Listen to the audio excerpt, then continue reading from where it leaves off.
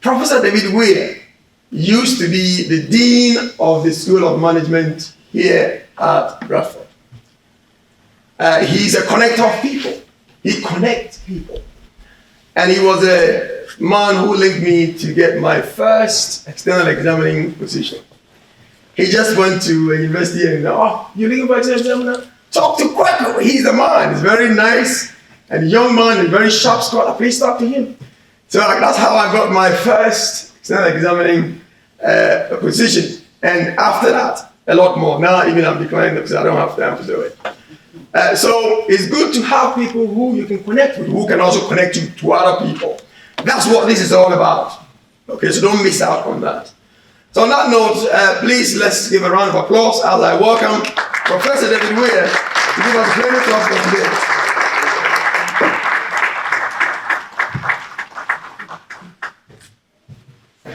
Kwaku, thank you very much, and thank you very much for asking me to come. And I support fully what we're trying to do here. It's true, Kwaku and I were colleagues, and we at York St John, and our relationship has survived that experience. And sometimes being in the same room, sharing jokes, and pretending to work, but that's what colleagues do. And big thank you to you for bringing this amazing team together. And I really enjoyed yesterday, and I hope we're going to enjoy today. And as Kwaku just said, a large part of what we do in both academic work and in business work is based on relationships. And that, in a way, is where I'm coming from with my presentation this morning and later this afternoon. You'll see that the paper has two other people's names on it, and that's because we wrote it together. And the essence of this paper, which I've since updated it, of course, is based on a presentation we made to the Academy of Management, which is, I guess, the top institution in the world for presenting the results of research in management and business. And it's called the Academy of Management. And I want to emphasize that point. It's not called what it should be called, the American Academy of Management, because people tend to think management is something American. Well, if you take the time to read one of my latest publications, it's a chapter in, actually published in America, Encyclopedia of the History of Management. I show pretty conclusively that the very idea of management isn't American at all. It doesn't start with Frederick Taylor in the 19th century. It doesn't start in the Industrial Revolution in Britain. It starts in the Italian Renaissance in the 15th century, and the very word itself doesn't appear in English until the beginning of the next century, when it appears in Shakespeare, in Shakespeare's play King John, where that's the first recorded use of the word manage in the way that we understand it today. And this is where it comes from. If you think of the consonants in that word, M, N, G, and you understand a bit of French and a bit of Italian and a bit of English, you realize that there are other words that have that same sequence of consonants. One of them is ménage, or manège. Ménage is a way of running a household. Manège is a place you train horses.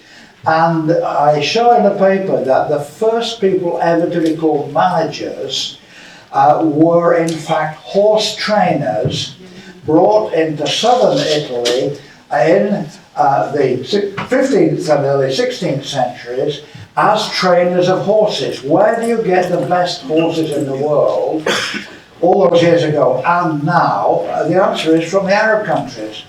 And the people who came to Italy to follow that trade as managers were in fact people of Arab or Arab and Iberian descent, often from southern Spain, from Andalusia, from places like Granada, Cordoba, Sevilla, and these were the first people ever called managers. So the whole idea of management, of organising people to do certain things, having control, comes from theories which go back many thousands of years about how you train horses. So think about it. Every time you have trouble with junior staff, that they're only a small horse and they're prancing about and doing their stuff, but you know how to manage them. Okay, what has that to do with the topics that we're on with today?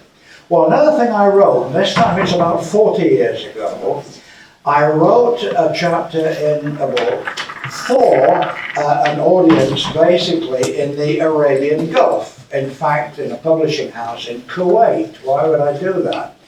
Because the thesis of the article that I wrote was about what I call the paradigms of management.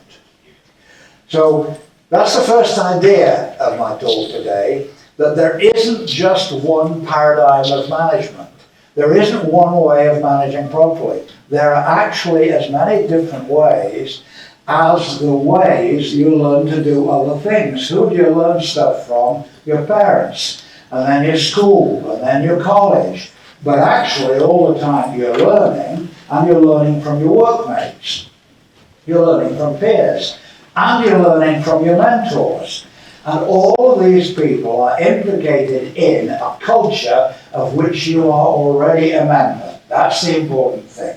Becoming a person is involving society and culture and membership right from the time before you can even think about them, certainly before you can spell those words. Now this is the first big idea of what I'm going to say. There isn't just one big thing that's called management, and the Western world knows how to do it, and sadly the rest of the globe doesn't know how to do it. It's not that. It's not a colonial idea. It's something that springs naturally out of its embodying culture. Okay, so here we go. Look, there's one paradigm of management because there's been one great power all the time management education has been going on, and that's the United States of America, and that's big, right?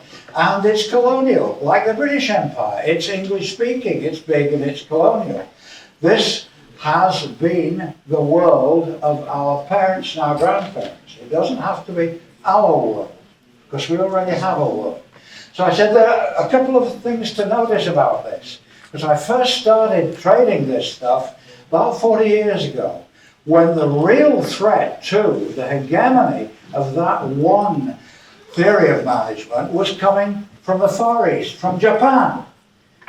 And suddenly all of the cars in the world are not being made in Detroit.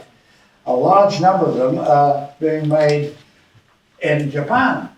And I led a British government deputation from a committee of inquiry, which is the same as a Royal Commission, but set up in a slightly different way, on engineering and manufacturing. And I said to my colleagues on the committee, we need to go to Japan, because we're talking about competition. These are the guys who are making cars that we can't make at their prices, and we can't design them at their quality either, because that was where the new paradigm was coming from. Production-based, statistical process control, operational research. These were the disciplines that formed the challenge to paradigm number one. So paradigm number two comes out of the Far East, out of Japan. Paradigm number three is something that's been quietly going along because it's still got a lot of capital and it still has a lot of players in different countries in the world, a lot of them in Africa, and that's Europe.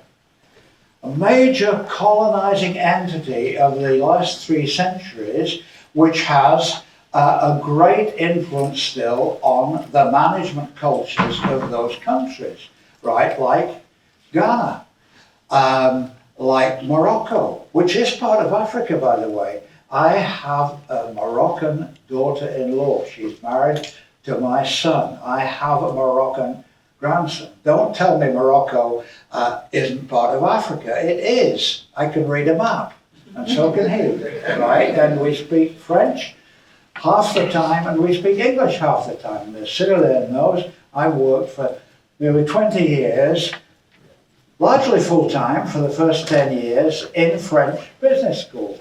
So I'm not saying I passed for French. The French don't admit that at all, as I had to be criticised once after I'd appeared on an expert panel on French television on what the hell intercultural management means. I have a problem with the subjunctive. Now, if you know your language, you know if you've got a problem with your subjunctive, you're never going to get into the French Academy. Académie Française, it's not going to happen. So I'm not French. I'm not even trying to be French, right? But I am a European, because that's where Britain is. So third paradigm is Europe.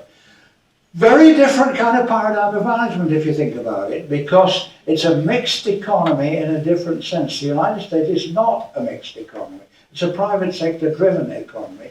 Europe, certainly since the Second World War, has been a mixed economy. That means we've had public sector management which works to its own timetables, its own rules, and its own theory of society. Now here's my first big idea of this morning. The big idea is this: there is more than one paradigm. And what is the fourth paradigm? My little consulting company is called Fourth Paradigm Consulting. What the hell is the fourth paradigm? And the fourth paradigm is that part of the world that spreads from Morocco, Mauritania, right, right the way through to the other side of Indonesia. And 20% of the world's population lives in that particular vector across the globe. And they are a different kind of culture. And this is the culture of what I call the MENA region, Middle East and North Africa. The first obvious thing about it, it has a common religion in the main. It has the religion of Islam, which has its own ways of working. Now, when I got together with my two good friends, Mzamo and Zangi, we started thinking about what are the things in common between Africa and other cultures in the world. And the relationship of the first and the third is clear, and it's been given to Africa by colonialism. The relation of the second, which is the Far East, has mutated from being mainly Japan to being mainly China. Is China interested in Africa? You bet your boots. They're all over Africa. Am I right? Yeah. Yes, they are. Namibia. Are the Chinese interested in Namibia? Yes, I think they are, because this is where the world's diamonds come from, and some of the world's heavy metals. Are they interested in the Congo? You bet your boots the Chinese are interested in the Congo. So another culture that, if we're talking about Africa, we have to understand the culture of management there is China, which in some ways, because it's a mixed economy model, but driven by what they're calling socialist principles. Not all socialists would agree with that, but that's the official line, that we're going to have to come to terms with that, because that has big state money behind it. Okay, so get the big idea, the four paradigms of management. Who are the Mangalisos? Well, first of all, they're friends of mine. Not a crime to be friends of David Weir, and a lot of people are, and David Weir's a friend with a lot of other people. And what's the point of friends? There's 2 points. One is they support you and you support them. That's the whole thing about this life that we're given. The second thing is they can tell you where you're going wrong, and you can learn from them. That's what friends are. They're like your family, but perhaps more up to date, right? And if you choose your friends wisely, you've got access to a network will support you while you're supporting it. So keep those big ideas in your head. Mzamo and Zengi I met on a conference in Amsterdam, the Free University, the FU, and what is now the Servant Leadership Centre there, which I'm an associate. And what we were all doing there, we were all strutting our stuff. Mzamo introduced something new to me in a management workshop, and that was drumming. And I was fascinating to see how Kweku introduced the very first session of our conference, and it's a video, it's a YouTube of people drumming. Zengi and Mazamo talked me through the stuff they'd heard me say and the stuff that they were saying about South Africa. Not Ghana, South Africa. They're both South Africans who work in the States and had also tried to work back in the Republic of South Africa. And their reasons for not staying there were also very instructive because of corruption, criminality, and bad ways of doing business. So we need to learn stuff from our friends. Okay, let's move on. We put this paper together for the American Academy originally, and it won a prize. I think since then it's had no effect whatsoever. There are some things you can say in Chicago and you can shout them out loud and they're not heard in Detroit. So we're going to come down to the real meat. I'm going to say some real, I think, important things that we will all agree with. Of course we're in a global economy. That does not mean we all have to do the same stuff. It's never meant that, and it's not going to happen. It's not going to happen, and it's clearly not happening. In the year 1980, I was a professor at Glasgow. I was head of the business school there, and I got a phone call from a friend I knew who was a professor at the Harvard Business School. And he said, Dave, he said, you're just the man that I want to talk to. I said, fine, what is it? You're going to give me a chair at the Harvard Business School? Oh, he said, not yet, not yet. You're not ready. I said, I'll never be ready. I don't want to go there. You guys are boring. You all strut the same stuff. I'm strutting different stuff. He said, it's just because of that I want to talk to you. We're running a Harvard Business School program in Tehran, and he emphasized the H. I said, is that like the place we call Tehran? Yeah, he said, that's the place. Did I say it wrong? I said, you said Tehran. He said, there's an H in it. Okay, nobody's perfect. So I said, do you want me to go to Tehran? He said, you've got it in one. I said, why else would you be calling me? I said, what am I to do there? He said, you're going to head up a program of the Harvard Business School. I said, there's a problem with that. I'm not at the Harvard Business School. I'm at the Glasgow Business School, right? And that's who I am. He said, yeah, and because of that. Because you mess around with a lot of that Middle Eastern stuff. I said, I do mess around with it. I'm learning from it. And if you remember, you've been present at papers I've given on it. It's different from us. He said, you know that. We Americans, we don't know that. So I said, okay, fine. What do you want me to do? He said, we have the course all mapped out. He said, you're going to take a box full of Harvard Business School cases and you're going to teach off them. I said, go and boil your head, right? And get this mad stuff out of it. I'm not going to go to Tehran and teach Harvard Business School cases for two reasons. One, I don't use them in my teaching. You don't use Harvard Business School cases? What? Or you have a business school? What? I said it like that, kind of barking like a big dog. And I said, well, why are you taking Harvard Business School cases? He said, that's what they're asking for. I said, they're not asking for that. They're asking you to set up a business school operation. He said, yeah, that's what it says on the paper, but it's Harvard, they're going to get it. He said, as though the whole world knew that. I said, I don't accept the assignments. Good money. I thought about it. And then I thought, it's good money to do rubbish. I knew instinctively, A, I knew nothing about the Harvard Business School cases. B, I knew nothing about Iran. I'd never been to Iran. I keep getting invitations there, which I take with a great pinch of salt, because I don't want to get arrested, held as a hostage for 19 years, and never see where I would go again. Why would I go there? Right? Okay, so you can see the difference about thinking of it in paradigms. The world isn't going to go American all of a sudden. Donald Trump doesn't understand that. I don't think Joe Biden understands it. He doesn't seem to understand very much these days. But I don't think he understands it either.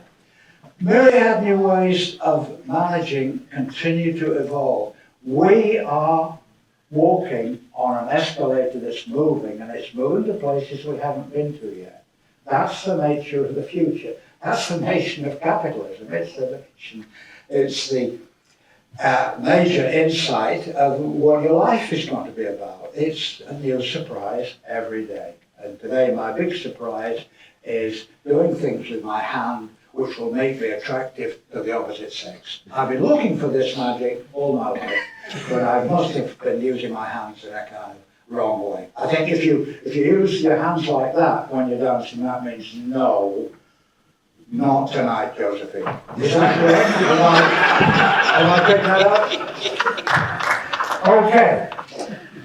We see the world in terms of bipolarities, right? East and west, north and south, right?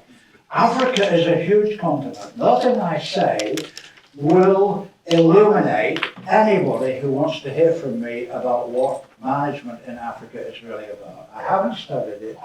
So what you're getting about that side of it comes from my work with Mzamo and Zengi about South Africa. So put it in the pot, think about it, ask hard questions, dialogue, and we'll get somewhere together. The important thing is the last 2 points here. Cultural infrastructures. What's in the cultural infrastructure that maps on what else? What maps from something new on what we have already? I'm 85 years old, some of you are younger than that. In fact, I would, because I'm a statistician originally, I think estimating around the room 99.7%. So there's somebody who's in the 0.3% who's now very worried, appears to be younger than me. Am I right? Yes, good estimate? Yes, fair enough. But you've all got things in your head which makes you who you are. Okay, and it's specific and it's different. Namibia is not like Ghana. Ghana is not like Nigeria. Morocco, to some people in the room, is not even part of Africa. Well, I've seen a map, and I've got family there. Okay. This is my last slide, right? If Greg would give me more time, we'd have got to it in a more thorough way. But these are the final thoughts. We're going to get there, and you're going to get some of the little slides. But I've learned over a long lifetime of presenting that if you present the final slide early on, people will know what you would have said if you have more time. Good plan? It's a good plan. All right. Ummah.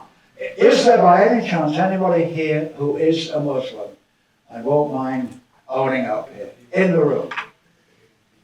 Okay, my friend. You are the man of the moment. Would you mind standing up and in words that we can all understand, tell the world what is Ummah? Unity. What is it? Community. Unity. Unity. Of course. Now you go. I teased our good friends in the car this morning coming here. We passed the mosque, the big mosque in Bradford, and we'll try the trick on you. If I tell you that Bradford has been historically a Christian city, and the principal place of worship in this Christian city has been the cathedral, and the cathedral is licensed to have gatherings of up to 400 people, right? Which is, if it's packed out for Christmas or Easter, that's the number of people you can get there. And we're passing the Great Mosque in Bradford. What number is the Great Mosque licensed in this city? This once Christian city. How many people do you get in the Great Mosque in Bradford? Have a guess, come on. 700. 7, so almost twice as many. Okay, keep going. 4,000. 4,000, who said that? You're a smart guy, and you're just 50% out. It's licensed for 8,000 people. It's an open space. People are standing and kneeling, and sometimes on mats, usually on mats, right?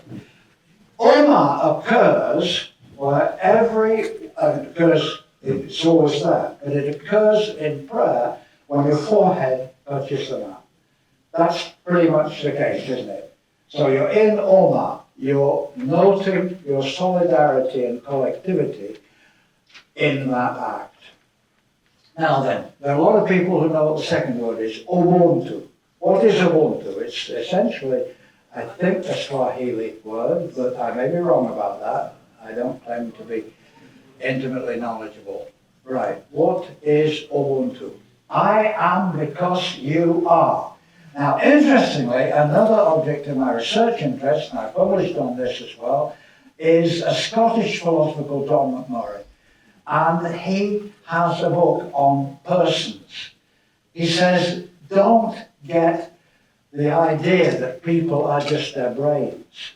Remember when Descartes says, cogito ergo sum, I think, therefore I am. Humans are not just about thinking, they're persons. You know what they do, these persons and their bodies? Well, you're an embodied person. You're part of another greater systemic thing which links you to other people because other people are built in the same way. I am because you are. We are together in this from the start. One set of thermonuclear devices goes off, we're all going to die together. So maybe we should learn to live together. Now, I'm trying to knock, me and the two Mangalisas, a number of things. One, it's not just about what you think. And it's not about the presumptions you make that people are innately hostile. Of course they're not. You've had children, many of you, in the room. They're not innately hostile. You can make them hostile to you by what you do to them. And they're good parents and they're not so good parents. I try to be a good parent. I tried to be a good parent with my children, and my children to be good parents. Not just to their children, but to their ancestors, right? So in our family, we have a sense of family. We have family pictures. We do family stuff together. So last weekend, I'm at my youngest son's house, and we're celebrating Father's Day, for me and for him. And we celebrate each other, and our families are involved. We have 11 ethnicities in our close family, never mind our extended family. We have Turkish, we have Moroccan, I mentioned, we have American, I have 4 Jewish grandchildren, I have 2 Turkish. We are a modern society. It's very helpful for growing that kind of network that you understand what else is there in the room. Like, Bertu, I'm just going to criticize you once more. You refer to me as English. God damn it, you know how to insult a man, don't you? Right? I am not English, I'm 25% English. I'm 50% Scottish. I told some of you the other 25%. It's the ethnicity that has no homeland. Who are they? Hitler knew who they are. Proportionally, he killed more of my extended family there than he did of Jewish people. They were the first he tried to kill, the gypsies. We're all over the world. And on my human resource management record in the place that employs me, I am noted as mixed race, white, brackets, other. So look at me as a member of the other family. Don't try and fob this dialogue off by talking about some societies are traditional. Every society is traditional. The place we're in today, Bradford, in Yorkshire, in England, is one of the most traditional societies in the world. And there are some things that we do because we're traditional, and others, we don't do those things. Other societies, which some people like to call traditional, there's nothing more traditional about Akan culture, about Ghanaian culture, about African culture than there is about Western culture or Japanese culture. Culture is an enabling device, it's not a jail keeper. And a lot of the stuff on intercultural, cross-cultural says we're all turning out to be the same thing. That's not true. We're never going to do that. We are who we are. We come from different histories. Okay, so here are some of the specifics of this line of argument. That actually there are other ways Africa can develop a 5th or 6th or 7th paradigm.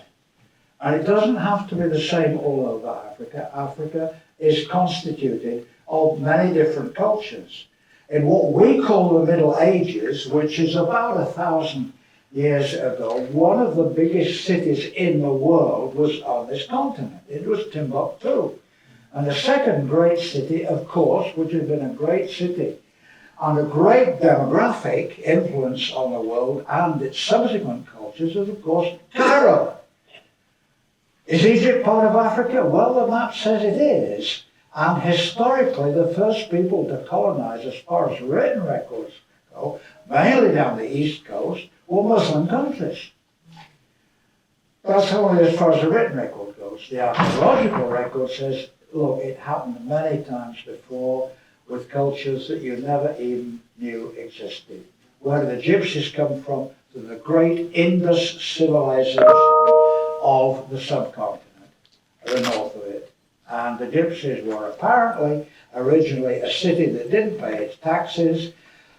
The king of this kingdom was advised by his advisors, you've got to kill those people. He said, no, I'm going to do worse. I'm going to send them into the desert by destroying their city. And what happened? Those people kept on coming west.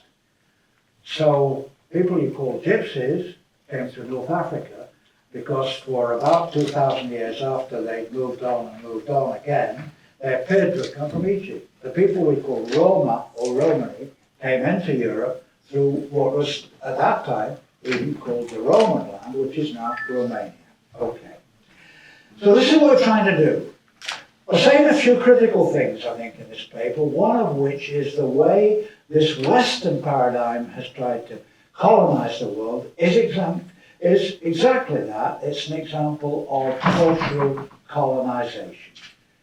And we can know about it and take it or leave it. And in the main, Africa has moved on from that colonialist past into something else, right? In this room, we need to be thinking hard about where we want that to go. Ubuntu. Well, greater authority than I, which is Archbishop Tutu from South Africa, has said, actually, you could have a slogan which says it's growth, it's got to be growth. But is that really where you want to be living, in that society? What about a society where people get on? A society where people are nice to each other, a society where people love each other. And incidentally, is that quite a good paradigm of business? To have a business where people come to work, not because you have to motivate them, because you're the boss, but where they want to come because they want to work with you. And if that's for you, well, you've got to give them an extra good reason, because you're going to pay yourself 10 times what you're paying them. So think that through. So a lot of the research work I did in the middle course of my career was about how things actually worked, where you had a different style of management, where you tried to be inclusive and you tried to provide listening forums. I did that with a great brewery company called Scottish and Newcastle. I found out 5 years later they were calling the groups we'd set up together We're Groups. It's the first time I've ever had my name on anything like that. It was pretty good. It's like getting a great book published. So instantly, of course, being rather a manky person, half Scottish and half Yorkshire, I rang the company and asked them for 10%. Well, I said, you're using my goddamn name, you know? Why shouldn't I have 10% of that? They said, oh, come on, Dave, you know, it's just an informal thing. I then got hold of a piece of paper that said the next Weir Group meeting will be at so. I said, rang them again and said, still want me 10%. Well, they said, what's the earnings stream? I said, all right, you've got me there. There is no earnings appertaining to that. Here have Archbishop Tutu saying, look, these goals of organisations are the same as the goals of society, and you need to think hard while you say our paradigm is only to do with growth, and our paradigm of reward for input is only individually based. So I got interested in things like group bonuses. I worked with the Babcock Power Group for 12 years as a consultant, setting up exactly such systems. They work great. Of course, you've got to have a due attention to the market, and you've got to have a due attention to the way you get big international contracts, which involves another thing, which we're going to look at a little bit more closely this afternoon, and that is WASTA. Anybody put their hand up and tell us what is WASTA? Did you come across this word? Well, you'd better know about it because it's how a lot of the world works. WASTA is working with other people. People who are good at WASTAs are good at networking.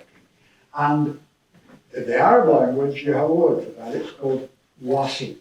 A wasit is some person or maybe family that is really good at networking and through whom it's better to go if you want to get to the people who are taking decisions, okay? This is what Ubuntu looks like if you map it. It's to do with reciprocity and solidarity. It's also to do with the way things are if you think like that. If you think the world is full of hostilities, you're going to be hostile yourself and your business is going to be hostile. If you think the point of customers is you can satisfy what they really want, you won't be put in the position that I was in a bar in London 1 week ago today, where I go in to get out of the rain and to use the men's room, and I then went to the bar to buy a pint of beer. Not Guinness, I'm afraid, but a pint of beer. And there are 3 people serving in the bar, and I use the word serving, I think, appropriately, because one of them is talking to somebody in the back kitchen, another one, fairly enough, is serving a customer, but the third, to whom I attracted my gaze, is on the phone and clearly to her boyfriend. And here we are in an emerging social situation, because I was going for lunch with somebody in about 12 minutes' time, just time to drink a pint of beer rather quickly. So I wanted service. And she was having a good time on the phone, and there was a bit of oh, on the phone. And I thought, well, I bet he's better looking than me. I can sort of think that. After a bit, I thought, no, I want to spend money here. Do you know what a pint of beer is in a London pub? Right? £5 in this. £5! It's an outrage, but I was prepared to spend it there. And then I got fed up, and I put on my sweetest smile. It's like this. Looks crazy, doesn't it? Yeah? The way you look crazy is you open your mouth, let them see your teeth, and then you raise your eyebrows. And they think, this man is dangerous. I better pay attention. And what I did was, my punchline was, don't worry, I'm only a customer. And she thought, my God, this guy's so rude. But you see the difference of cultures we're having here. There's a service approach to that situation, and there's an approach which is implicitly hostile, which is, I don't care if you've got £5, I'm talking to my fellow, right? You know, it's inappropriate, it's rude, and if they do it to me, they're going to get some feedback. Okay, I go on through this, we'll do this later on in today. I just want to say a final few words about where in that culture of the 4th paradigm there are going to be overlaps with this Ubuntu, a set of ideas. I'm not saying Ubuntu is all over Africa. I'm saying this is what my 2 South African colleagues are telling me about the culture they come from. And I want to see what of this maps onto what you want to do. WASTA is networking. It's informal social relations. It's informal business relations. If you look at what I've been publishing on for the last 30 years, a lot of it is about WASTA. Well, let me finish on this note, because you can realize how important it is to get these things right and how fundamental they are and how deeply they are embedded, because we need to be working out how we learn to work better together and create a new world that is not enforced upon us by any other culture's big ideas, be they Western or be they Chinese, right? And Africa is between these 2 great millstones, which if we're not careful and we don't judge our own paths through it, can crush us, right? And crush all the good things that we bring into this diverse world. I was once working on a senior executive board level meeting with Queen Alia Airlines. It used to be called Royal Jordanian Airlines. So it's the national flag carrier of Jordan. I'm a visiting professor at the University of Jordan, and I've worked often in Jordan and in Palestine and in Israel, in that whole sub-region. I was once doing this in a sort of directed workshop with the board of Royal Jordanian, because the mission was we wanted to bring Jordanian values into the culture of the flag carrier, because that's the way most people get into Jordan, on their airplanes.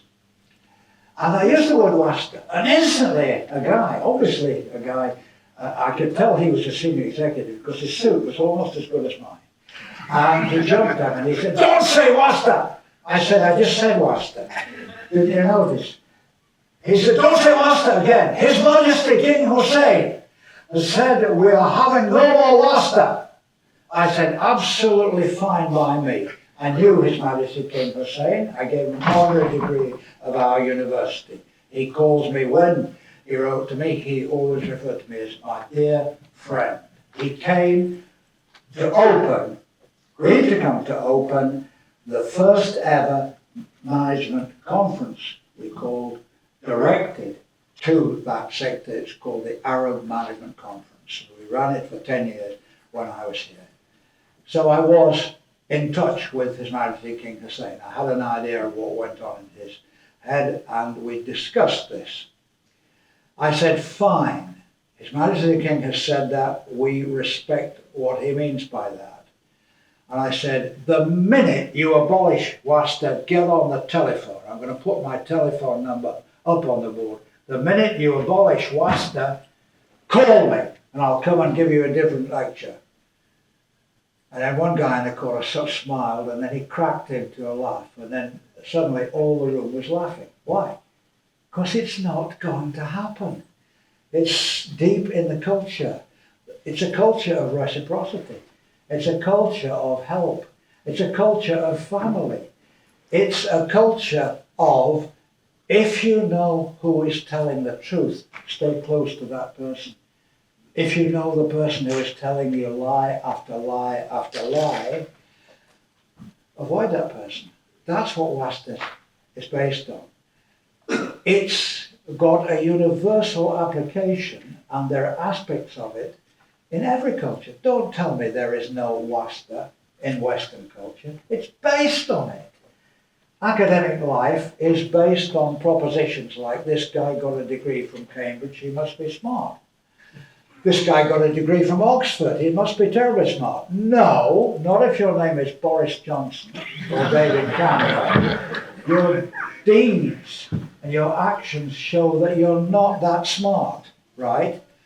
Boris Johnson, was he a smart Prime Minister? You might have voted for him. I don't think the history books are going to be terribly kind. Donald Trump, are you thinking of voting for him? I think likewise. These are not guys you'd want any close member of your family to be living with, right? And that's the touchstone, isn't it? What's your bigger family? What in Ubuntu and what in Omar maps onto the other thing. And Ubuntu and Omar are just two examples. I'm not trying to change the whole world. What I'm trying to say is there are implicit assumptions built into the theory and practice that we teach that we need to think hard about and think, what works here? What works in Ghana? The practice is the evidence of the theory. So don't say we're going to abolish wasta. Don't make me laugh. I made a whole room laugh by saying at what time. Then I went on and say, what time of day is the edict going to go out that wasta has finished? You know, may I make plans to come and lecture you in a different way? No, that's not how it happens. I think I've tried to be suggestive here, not to say there are easy solutions to these points, but to say there are philosophical questions that underlie what we're teaching. There are philosophical questions that must continue to be asked about how we think we are and how we come on to other people, and how the way we work influences and is influenced by the world we want to live in? Do we want a world that is entirely based on competitiveness and collusion and corruption? Or do we want a world in which we can trust each other? Final piece of research I was involved in, I may have mentioned it to some people yesterday, done with a doctoral student of mine and a very good friend and colleague, Hafiz Mirza, who is a professor here, and Mehmet Demirbag, who was our doctoral student together. He's a young Turkish man, he's now a middle-aged Turkish man, who's professor of international business at Essex University. And he looked at the factors involved in joint venture success between competing multinationals in the Turkish market. Very interesting, very important market. We did it in the 1990s. He did his field work. Eventually he got a professorship out of this, and we wrote papers saying, we thought it was going to be national. We thought that somehow the Germans are going to turn out to be better at that, like they are at football. Or the Americans would turn out to be the best at that because they are Americans after all. Or the French would turn out to be the best at that because they are after all the French and tops in all the cultural things. And the French don't admit there are any other great cultures in the world. Culture is French. It's a French word. It's also an Anglo word. There's a word for culture in every language. No.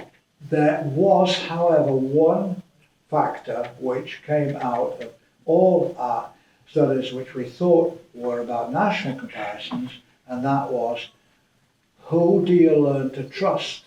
The odd thing was that a lot of the responses said things like, well, the Brits aren't really as good at engineering as the Germans are.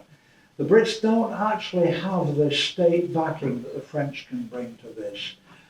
The Germans don't parachute in an army of 20 or 30 of their scientists like the Russians do. They said, oddly enough, for all the negative things we said about this in the interview, the Brits are the people we continue working with because stupid and sometimes incompetent as they are, on the whole, you can trust them. And I think, well, that's a good thing to have on your gravestone, isn't it? On the whole, you could trust them. Thank you.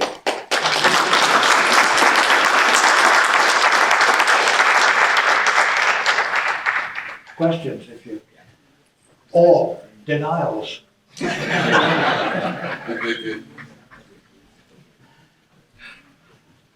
David, I want to thank you. I thoroughly enjoyed that and your insights. And we had discussed earlier today that we were discussing that everybody is reinventing things and giving them new terms and giving them new jargon, but really it's the same thing. And you had emphasized that today, just like we need to work together, we need to harmonize. That's the culture you need to create and work. And in fact, we need to create that culture within ourselves as individuals. So you really emphasized what we were talking about this morning, and negativity will get you nowhere, aggression, all of those things. And even though the American society, the titans, if you will, that's the way you get ahead, well, that's not necessarily the way you become happy and content. Yeah. So, thank you, David. Well, content. That word you use, content, is a hell of a good word. I've just come around the other side of the table because one of the things I have a thing about is tables. If you have a kind of hierarchical view of society, you tend to stand behind a table. Who do you think is going to attack you? I wrote some papers on a diwan. A diwan is a room, usually without furniture, except around the wall where you have either benches or cushions, right? But in the room itself, there's nothing in between people, right? Now, what happens there, I call it the swirl of the diwan, because you made it such a lot in the Middle Eastern region, the MENA region. In every big person's house, there's a big diwan. If you get invited to a family diwan, you're part of the family. The Dewan is a place of meeting where you meet as equals, but you can take a pretty good guess who's the head of this family by who is sort of round this area here, and people are moving past him. And maybe they only move just to get a handshake. There's a special handshake in Dewan sometimes, where you put your thumb over and you grip the other person, because you've either been together a long time, or your hope is we're going to be together a long time. Because I'm part of you, we want to. You're part of me. I'm here because of you. The me I am is the you gave me. There's a philosophy called personalism. This man, John McMurray, wrote a lot about it.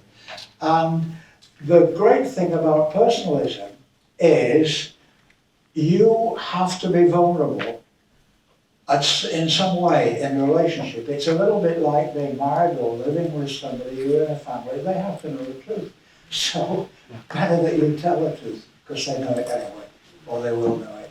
And that's business, isn't it? You know, have you ever been in a room and the first time somebody opens their mouth, you think, I couldn't work for that guy. You can think that, then you know it. Now, here's a very interesting thing.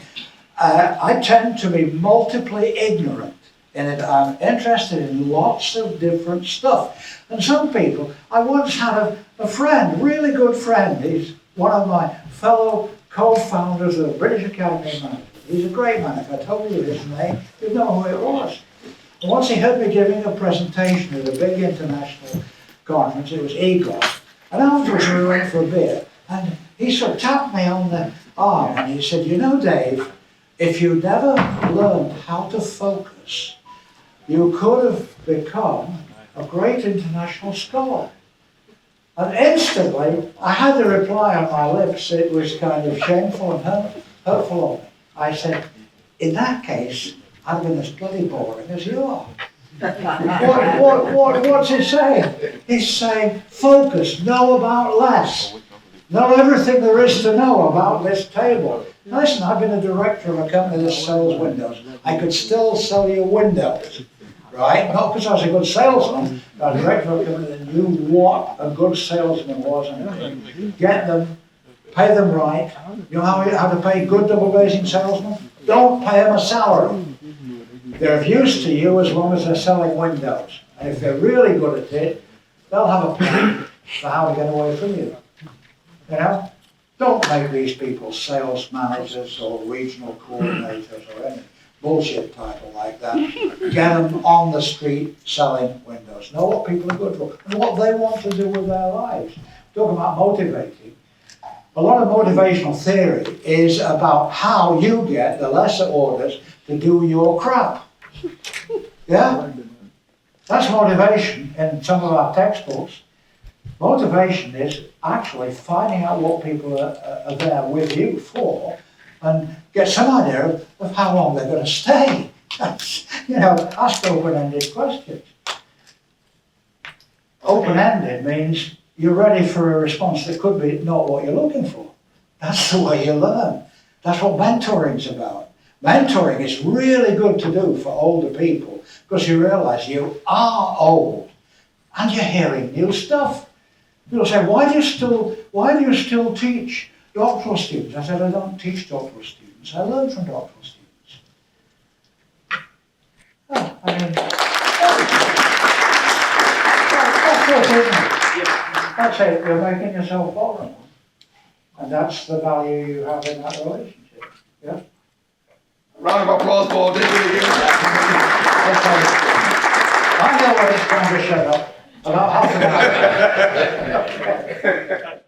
And my career journey, I think for many years I was quite content to just work my way up to full professorship and not really kind of looking at the bigger picture. It's only in 2020 that I thought we need more black female representation in the UK university sector. So that I developed a very different mindset. And I think as we go along, I can tell you a bit more about what I did. to change the course of my career and to sit on boards and to sit on now numerous committees and be a bit more visible. Professor Ellis? I don't know if any of you remembers Amarteyu's dilemma of a ghost. Yeah. I was quite fortunate. I acted in Dilemma of a Ghost, and I was the bed on the wayside. Oh. But you know what? I don't remember my lines, but I remember Yulele Rashid's lines. When she came in, she said, "Graduation, well, who is a graduate? What sort of creature is it? Why should I have to suppose that mere graduation is a passport to happiness?" I still remember that part because I think my career has been like that. And the part that I like most is what sort of creature is it? And so in my career, I decided what sort of creature do I want to become? So that was my first starting point. So deciding what sort of creature I wanted to become, then you try to build the building blocks for that future that you want to become. So I think a lot has been said about mentorship. I definitely believe in mentorship. Hold on, we'll come to that. For now, we're just telling us a bit about career path, so perhaps we move to Professor Mahmood. Thank you very much. One of the things about being in this room is just reminds me of my first couple of years of lectureship when I used to go to the conferences. And they used to be about 3-4 of us. We used to stand out. You can guess why. I'm talking about back in the late 90s when I started my academic career. In terms of my journey, just a little bit of background. So I'm a full professor of accounting at the University of Hull, where I've been for 7 years. Prior to that, I was a professor at the University of Queensland Technology in Australia. And before that, for about 11 years, I was a lecturer through senior lecturer at the University of Manchester, where I did my PhD. But my journey began at Glasgow University, where I worked as a research assistant following my master's. Then I thought about becoming an academic. I wanted to test the waters. I sent a CV to the University of Exeter. At the same time, I was applying for a PhD, and I got that lectureship. After 2 years, I decided academic life is going to be for me. So I had privately perhaps a difference of understanding with the line management about my career path versus what the management then had. So I decided to move, and I'll talk a little bit more about the importance of moving and being driven in career progression later, perhaps through the Q&A session. So yeah, I've worked at 5 different universities in the UK and also held best professorships at various universities. But the key to this has been really adapting, being principled in terms of what I want to pursue, and making sacrifices too. And I think when it comes to talking about mentoring and progression, we can pick up on some of those issues hopefully later. John, you are in industry, so can you tell us a bit more about your career and what made you decide to go into industry? I did take a odd route. I took the long route, if you will, in my career, but it has benefited me because of the experiences I had along the way. And not all of them were wonderful. I want to say that right at the start. But I grew up, and I grew up very poor in a very affluent neighborhood. And I had to sit on the outside looking in, and I couldn't participate. So, unknowingly to myself, I think I made an unconscious choice that that's where I want to live in the future. And so, I had no idea how to get there. So that became the process for me. So I started out and I said, this is where I want to go. And the people around me said, you can't go there.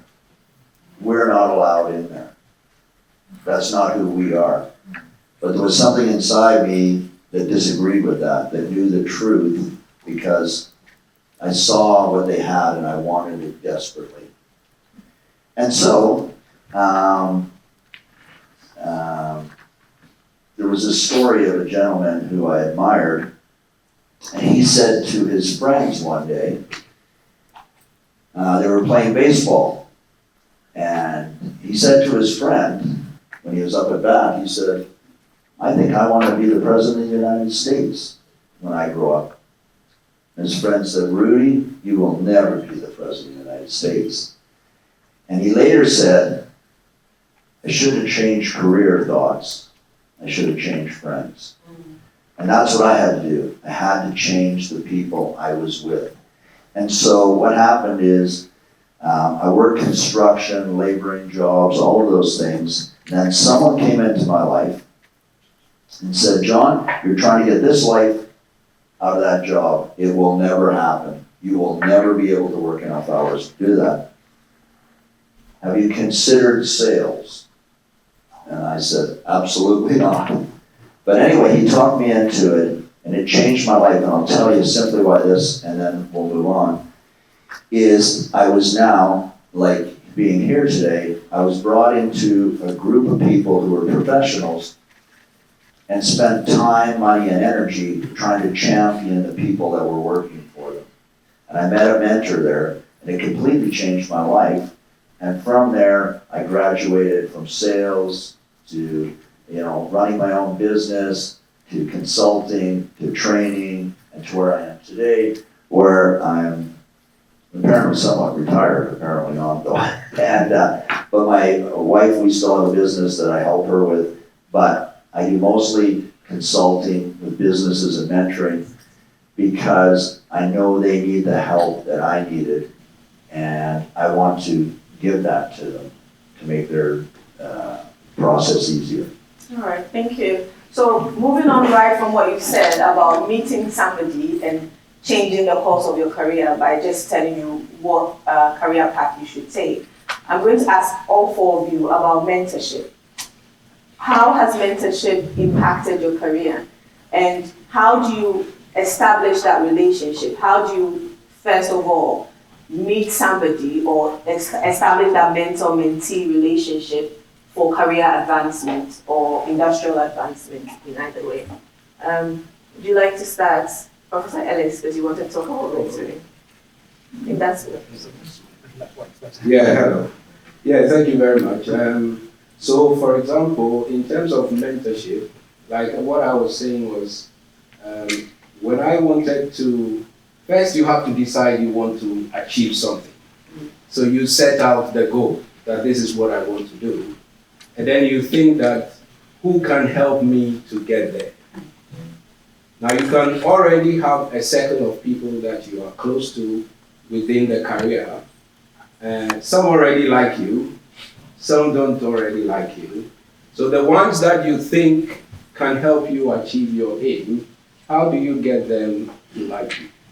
So that is one of the key things. And whenever you talk about mentor-mentor relationship, mentee relationship, what I think I did was, whenever you want someone to mentor you, you have to remember that you have to bring something to the table. Nobody wants to mentor somebody who is coming with nothing.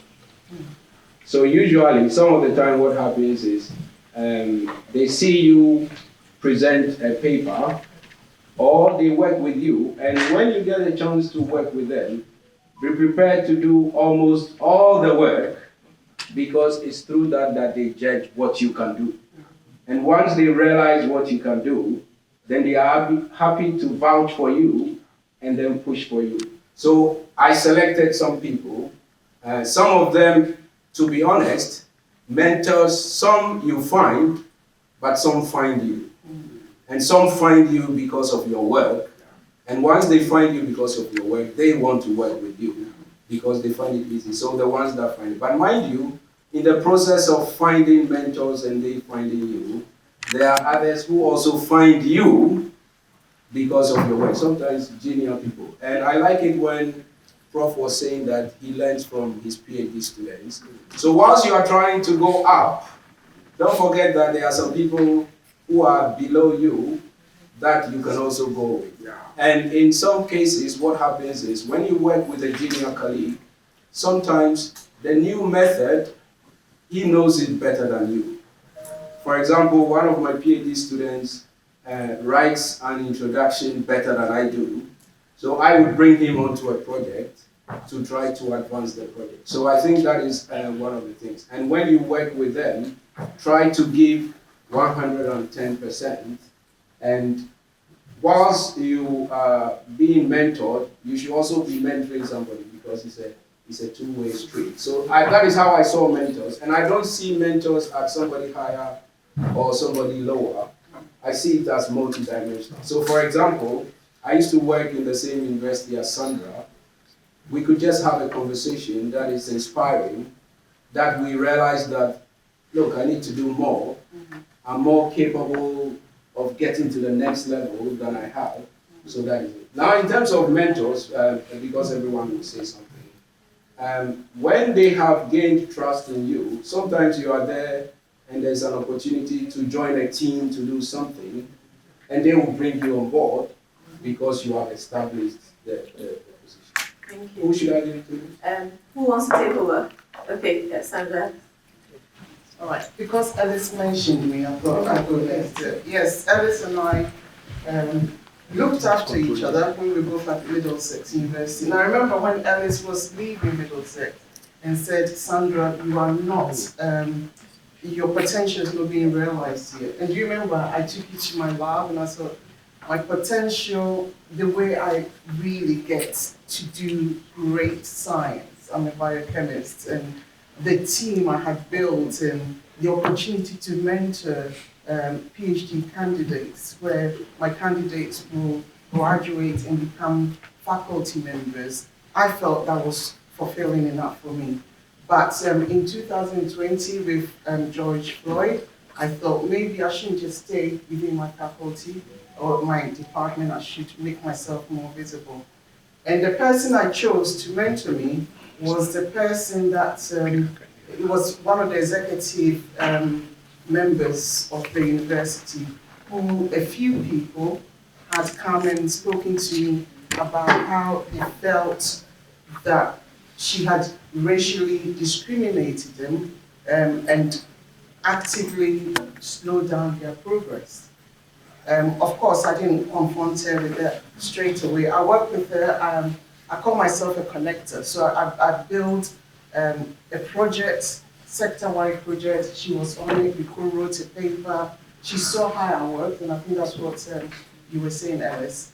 And then I just came out with it. I had a meeting with her in her office, and I said, with permission of the people who had spoken to me, I said, at least these two people feel like you've slowed them down.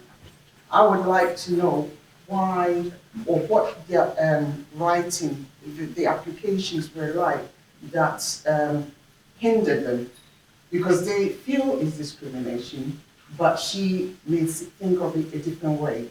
So, I mean, it's quite a long story, so I'll cut it short. But she took me and we went through my associate professor application, such thorough. I mean, she tore everything apart. She said, this is exactly what your friends have done. This is why they didn't progress, because blah, blah, blah, blah, blah. And of course, she also said she would like to get with them to apologize and also to talk through things. But it wasn't, there was no hidden agenda. I mean, I wanted to get it the first time I applied. She was the toughest person who everyone felt like they couldn't get the application passed. So I just got her to mentor me. There are lots of other stories, but I think I'll leave with this one. Thank you very much. Can you hear me okay? Yes.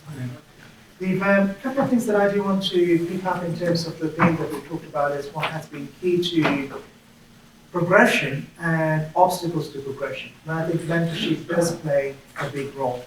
I think one of the things to recognize about progression and mentorship is it's a two-way relationship. You have to seek and you have to be found. And for that seeking and finding to take place, it's almost like a dance, right? If you don't go out on a date, it's not going to happen, right? You have to be prepared to do that. But one of the key things I think I would like to emphasize, reflecting on my experience, is the criticality of having connections, stroke mentors, within your institution and outside of your institution. So I've been very fortunate, looking back at my career. It wasn't a deliberate plan because most of my mentors came from within my subject area, as well as the area of expertise research that I wanted to focus on, say in 2 years, 5 years, 10 years time. And I've always kind of done this, which is to compare the notes or recommendations or views, what I'm getting internally from within my faculty or university, and comparing that with somebody's opinion from another institution. And that was an early realization when I wanted to move institution after 4 or 5 years. When I realized basically that, yes, I could get a promotion possibly within my institution, but what impact would that have on my long-term career path versus if I did make a move? So one of the things to do is, even if you do have a mentor, my first advice is keep in mind the perspective of the internal mentor within your institution can be quite different sometimes, and can be that person can also have either not a conflict of interest, but can be blinded or can be very clearly focused on what they see and what they're understanding. So having an external and an internal mentor is going to be critical in my experience. The second thing is not to have a mentor who is too much of an expert in your own area. So you want a bit of a gap between your expertise, your interest, somebody essentially who can broaden you, and somebody who can also deepen you. And very rarely can you get that combination from the same individual. And you have to be mindful of who you're relying on for broadening versus deepening. So let me give you an example, for instance, right? So when I was looking at the promotion of senior lectureship, and I actually made a conscious decision that I would not see a professorial promotion at Manchester University. And it was the hardest decision I ever made, probably, in just not very far. Because I thought, well, if I did get a promotion at Manchester as a professor and I accepted that, what would the impact be? And I had that discussion with a professor from the UK, one from Australia, and one from Canada or the US. Okay? Now, I really have 3 different perspectives, the owners of me. Right?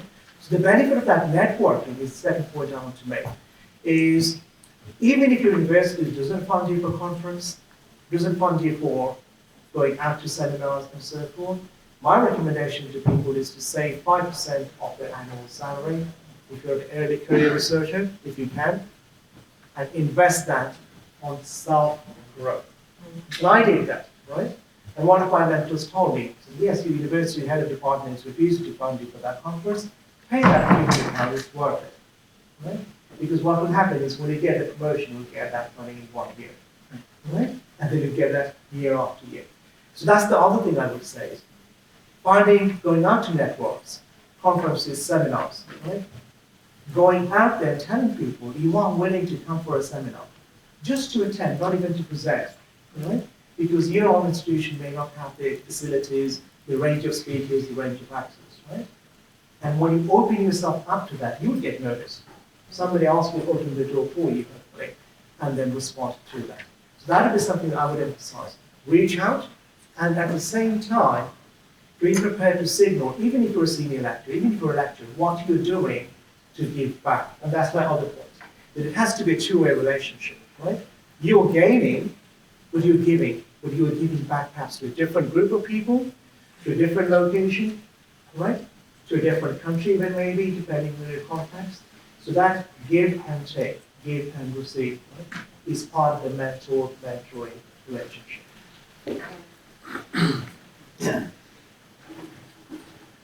Thank you. I'm listening to my author. Yeah, It's working. Is it working? No. They lose the battery of the. Oh, no, we'll just try it. I've become a tech specialist with microphones. Yes. Hello. Yeah. Hello. Thank you for sharing. Really great insight and advice. I mentioned to you that when I started out, the world that I wanted to get in was there didn't seem to be an entrance for me into that world.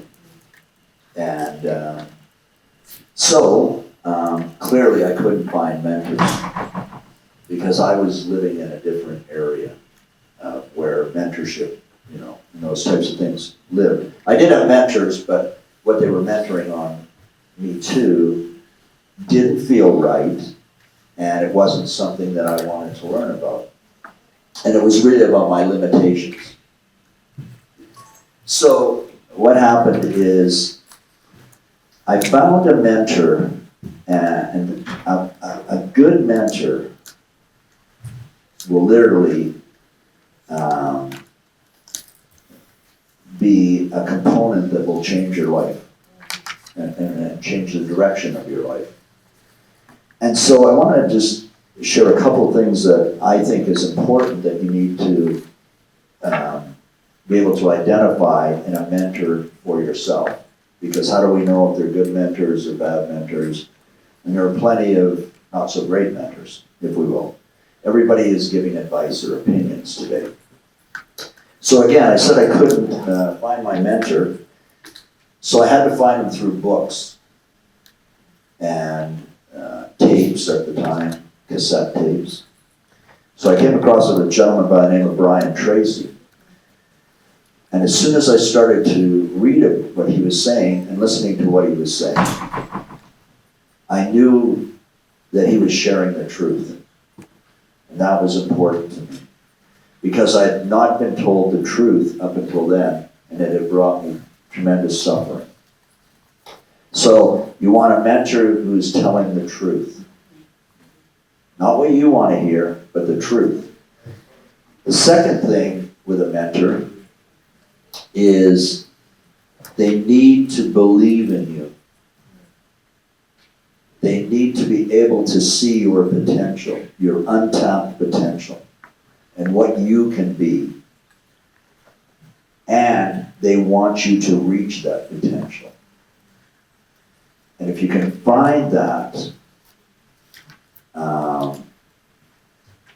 it is amazing what it will do for your life. Now, I didn't just have one mentor, but that particular mentor, Brian Tracy, who's world-renowned, I ended up working with him, this kid from nowhere. I ended up co-writing a book with him, or co-authoring a book with him. And I'll be forever grateful for him because he taught the truth, and that's what I want to teach is the truth. Because I saw when people didn't get the truth, it hurt them. So find a mentor, the last thing is, find a mentor who is in alignment with who you are. If you have somebody mentoring you and you feel it's going against who you are, step away. Do not change who you are to become whoever you want to be. And if it takes a little longer, that's okay. Because someone once said to me, God is keeping the account. And in the law of compensation, the longer it takes, the greater the reward. And I can personally tell you from my own experience, that is the truth. So I really want to thank everybody. Thank you. We'll come back to the panel, but does anybody have any questions? Okay, we see a lot of hands. Can we get some help taking the microphones around? And I can also see that we have other professors who are not on the panel, but are sitting amongst us. So please be aware that I may call on you to answer some of the questions. Professor David, Professor Richard, I'm looking at you. So we'll take about 3 questions and we'll come back to the panel and then I think we'll be wrapping up. All right. My question goes directly to John.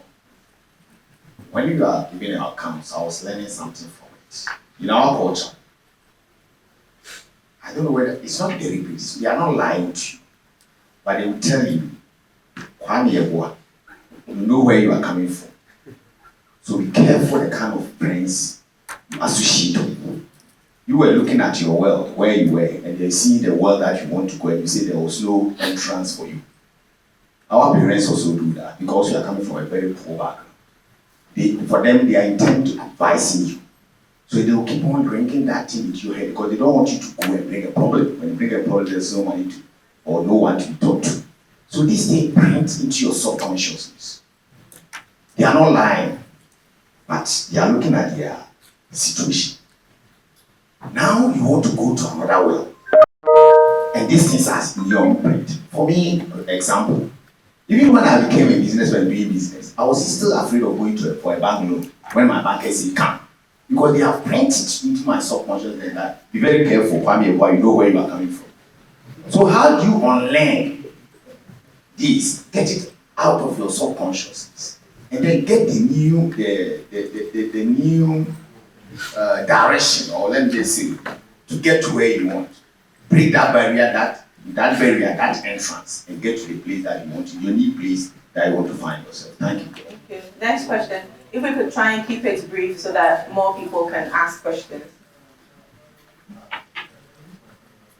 I'm not sure. I was supposed to ask a question, but I will question myself, which fits into your subconsciousness stuff, which I've got so much problem with. It is something that is hidden, we never talk about. It is the idea of legging a burden of model minorities, which I was talking about yesterday. So almost everyone here is a model minority, isn't it? We are black people, very few people for PhDs, at this level, very high. I presume everyone is very bright here, and everybody is, we all models. People are really looking at us. And on that basis, you're supposed to be supporting people. The problem I have on this model minority tag is even in the organization, in your own organization, when a black person comes in, say, oh, go and see David. So everybody is being sent to you, and you have this massive, massive problems on your shoulders. It's not that you don't want to help, and you end up helping too because you don't want your kin to think you are not helping them. And our kins also sometimes, everybody's coming to you for help when you cannot even help them. My colleague who is white is better quantitatively. He can do better, he can support you better. But because you think you share social collective identity with me, you want to come to me and I am not the right person to help you. And you telling the person to go to another person, who can potentially help them, you become, ostracized, or you have a problem. People will see you as not helping other people. And this is a huge issue for those of us here, all of us here, as model minorities. And I keep asking myself, can organizations, are there any specific ways that we could support these model minorities? Because in the end, we become tokenized. In the end, you end up taking so much burden on yourself. And when you go for your promotions or whatever, the amount of support that you've provided to people, mentoring them or whatever, is not counted. It's pro bono. There is no way the organization is giving you anything back. Obviously, we say we want to give something back to society. Those are just rhetorics. The reality is, if I'm supporting 100 people or 50 people, whatever in my department, and I go for promotion, then the university or whatever should take that into consideration. But nobody is doing that, and I'm thinking, how do we reduce this, what I call the legging up burden on model minorities? And I'm sure everybody here is experiencing this. Yes, right. How do we get our people to think or appreciate the fact that I don't have to help you, or I'm not supposed to be your mentor just because I'm black or I'm an African, or someone else can do better. The people who have really, really helped me in my career are English people, whites, Mary Macklin, Charles Harvey, and they are totally different from me. And people can help. It shouldn't be just because he's black or he's from Ghana. This is the person that I'm supposed to rely on. And it's a huge burden, and I'm sure all of you are experiencing that. And maybe we can start to think about how we could reduce this burden on model minorities in ways that will help them to also develop their own careers, because then you waste all your time sorting people out, and your own work will be. Now I've got probably about 20 papers being sent to me to help work on me, and I can do my own work. Thank you. So we got both a question and advice from David. So David is saying, do not only look out for Ghanaian or African people to mentor you, look out for people who are in your field as well. And we'll throw that question back. But one last question from Reverend Kwetu. Taking the mic. Oh, okay, so one last question, then we bring it to the panel. Mine is straightforward. I've had an opportunity of supporting people in their career development. And some are older than myself, some are younger, and few different culture, mostly my own culture, especially migrants who have come to the UK, and I support them well. But then the question I want to ask is, I see that if you are older than me, then it becomes difficult for me to mentor you, especially when I don't find myself in your specialty. And if you are younger than me, I tend to be like, let me use the word, pulling you, dragging you along. And people don't tend to like that. I want to ask a simple question. What is the best way, mentoring or coaching, to support a Ghanaian or an African? All right, so we have 3 questions. One about overcoming the barriers on your social culture, directly at John. One about being a model minority, and one about doing mentorship right. So John, perhaps you would start because one was directed at you. Okay, thank you. And we've talked, and I hear a lot of people talking about being marginalized. Jesus had said that the truth will set you free. And what does it free you from? Well, the truth removes the ignorance. And if the ignorance is removed, the suffering is removed, and you are free. So after pondering this, and I've spent a great deal of time trying to deal with this marginalization that I had created for myself in my own mind, that I was less than, that I wasn't quite as good as the next person, and no matter where I was, that voice was in the back. You know who you are. You're an imposter. You're not that person. You're pretending to be that person. And then I would get alone and I'd know in my heart of hearts I was still trying honestly to be that person. And so here's what I've uncovered that may or may not help, but I know it's helped me, and I've shared it with others and they've said it's helped them. If you have a belief that when you think about it, or it rises up in you and it causes suffering, that belief was created out of ignorance. That's why it's causing suffering. It is not the truth. So start to seek the truth about who you are. And I say now to people who are getting poor opinions of themselves, I suggest to them that they suggest to the person that gave it to them that they might want to take that up with God. Because that's not who you are. And we need to see ourselves, the truth about who we really are. And we are all the same. And just finish this. If you're ever in turmoil, emotionally or mentally, which usually hits us at night because they say fatigue does make cowards of us all, is just say to yourself, this is not the truth. And how do I know it? It's causing me suffering. And it's based in ignorance. Okay. But one panelist talk about doing mentorship right, the question that, who would like to answer that, on how to mentor effectively, right? That was the question. Okay. No, that was Albert's question. I think Dr. Sandra wants to answer that. I'll try. Yeah. Mentoring, sometimes we get confused about mentoring, coaching, and sponsoring. So that's what I'd like to clarify, and then maybe others can go on. In my career, I've only had one black mentor, like people we bounce ideas with. Alice and I work really, really well together. Externally, I found Joshua Boating. And how did I find him? I just,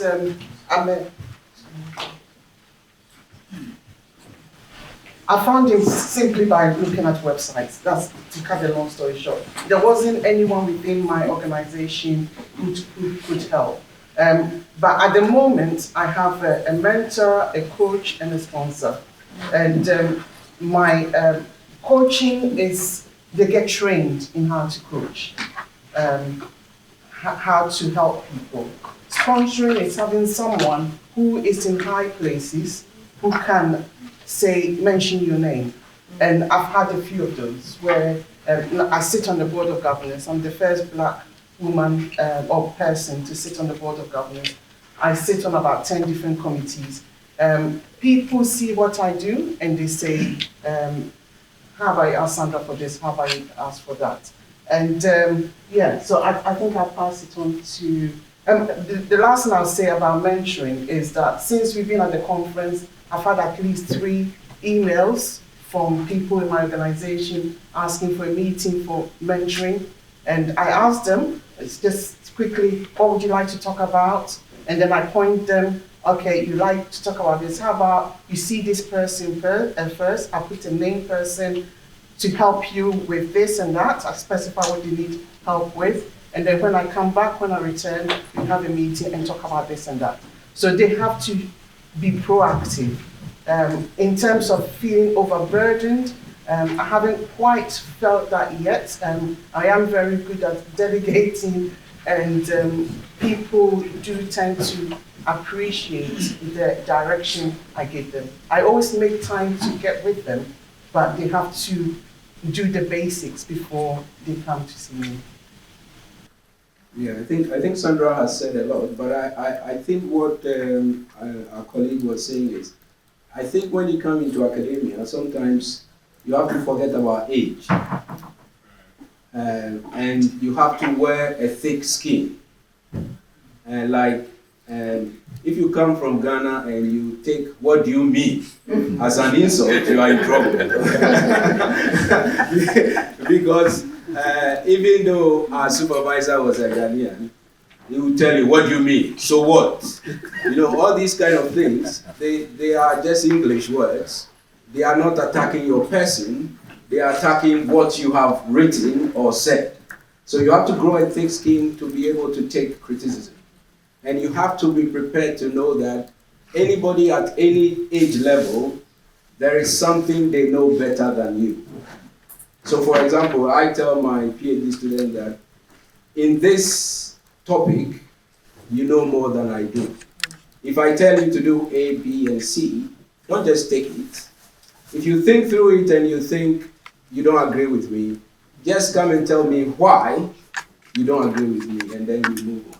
So I think you have to be, when I do a Viva, my last question I ask people is, how has your PhD changed you? The answer I'm expecting is that it has made you humble. Because if you become an academic and you don't learn humility, you will not survive. So I think that's one of the key things that I tell people. But I think I will leverage into David's thing about the when you get overburdened. I think the main reason why I came to this conference is to network. The network helps you to also know others who know something you don't know. And so when you ask me, oh, can I help you with this? To be honest, I'll tell you, you know what? And like, I'll give you an example. Somebody came to me, he wanted us to do a QCA work. And then I told him that, look, I know a little QCA, but I know this guy who knows QCA more than I do. So I'm happy to work with you, but let's bring him on board. So that, to be honest, when you bring that third person on board, your work becomes easier because the guy does the heavy lifting. So I think networking. And in terms of networking, when Mahbub said something about conferences, I think conference is very important. I want to add that. Whatever you do, make sure that the discipline that you wear on your heart, that you are an IB person, or you are a strategy person, or this kind of networking is good, but make sure that your discipline, in your discipline, you are known there. Otherwise, you get to a point, you can't go up anymore because the people in your discipline don't know you. And so that is very important. And lastly, what I'll say is your first mentor should be your supervisor. Now, if your supervisor, you are working with him, and this is the truth, those of you who are PhD students, if you make supervising you too hard a job, your supervisor will never want to work with you. Make the work easy for him. You come, you've done the work, he asks you questions, you answer, you do this. And so there are some people we supervise. All I'm praying is that I get a nice external so that I get rid of him. I don't want to do anything with him. But if you want to be a mentee of your supervisor, then work hard. And also, those PhD students who presented something here, that's very good. Any opportunity to present something, do it, because whether externally or internally, it gives people opportunity to know what you are doing, and then somebody will gain interest. I'll say one last thing about mentorship, that it should also not have a color barrier.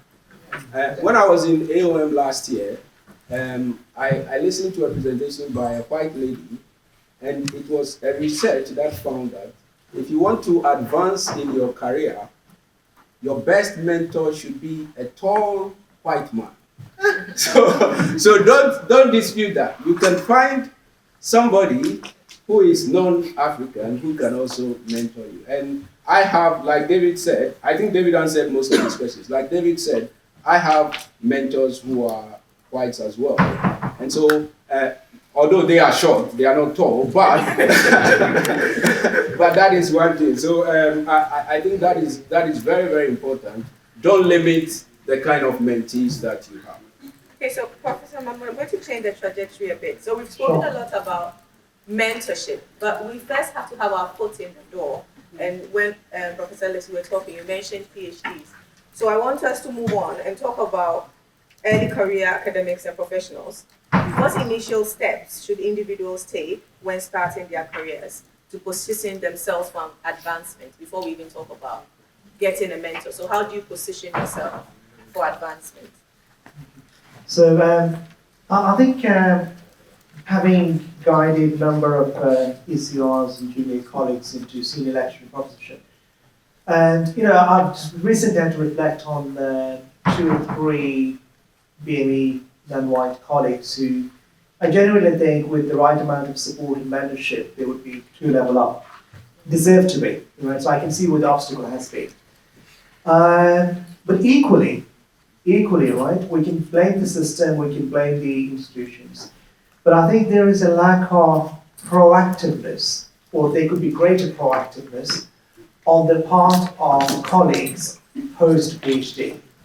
So one thing that happens is the criticality these days, certainly in the business and management field, of managing your first 5 years cannot be underestimated. Because it is essentially in those 4 or 5 years you send the signal about your credibility, your future aspiration, your ability to make sacrifices and invest for the long term.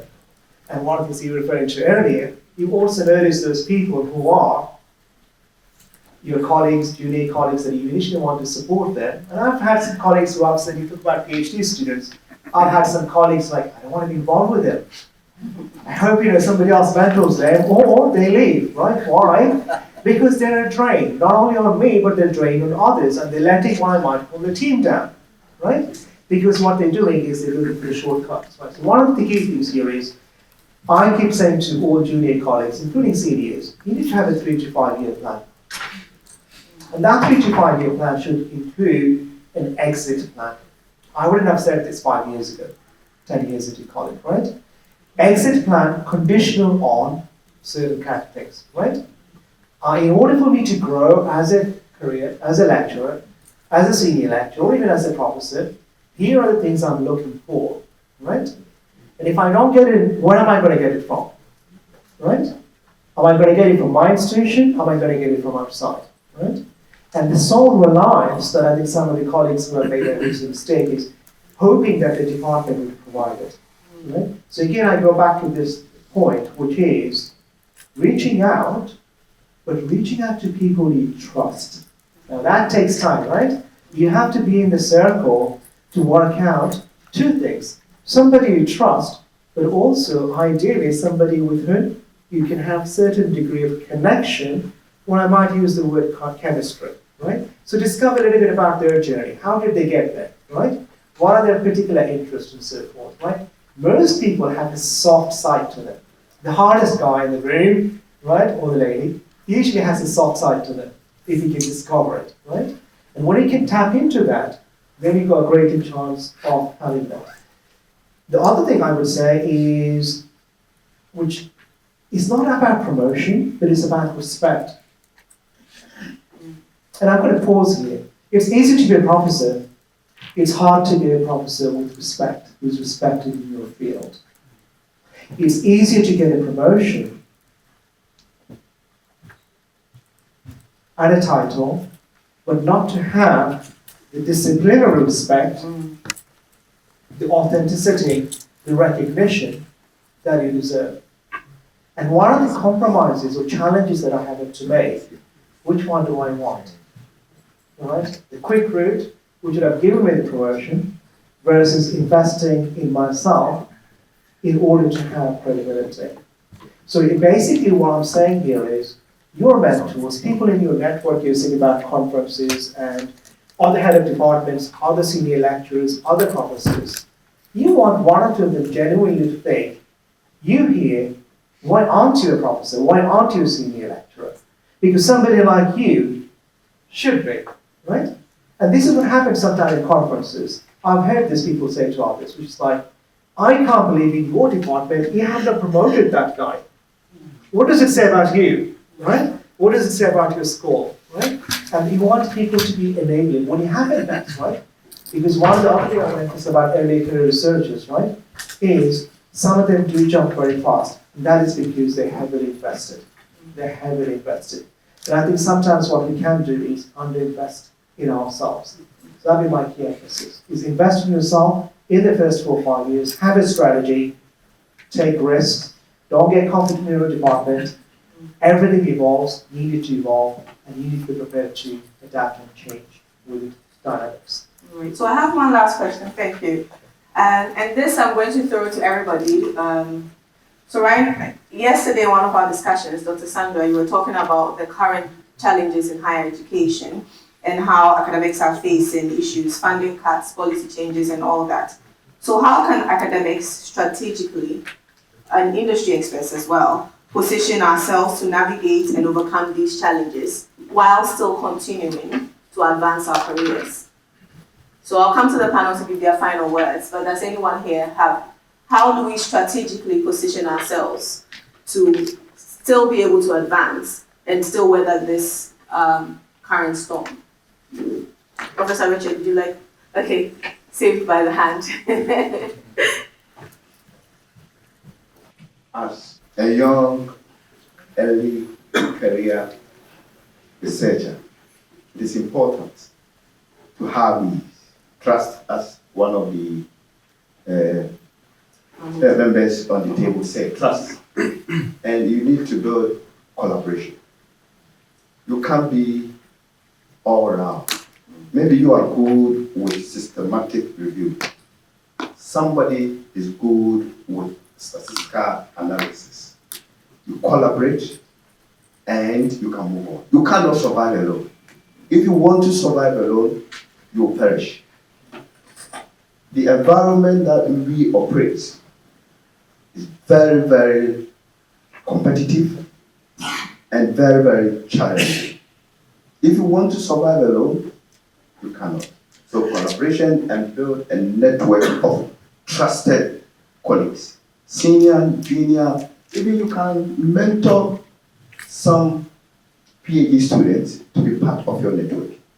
And those PhD students here, please, if you want to be part of your supervisor's network, develop that trust that at any point in time, he or she can rely on you. So trust and collaboration is very important. Thank you. Professor Rashid? Okay. You want me to comment, so I will comment. Yes, please comment.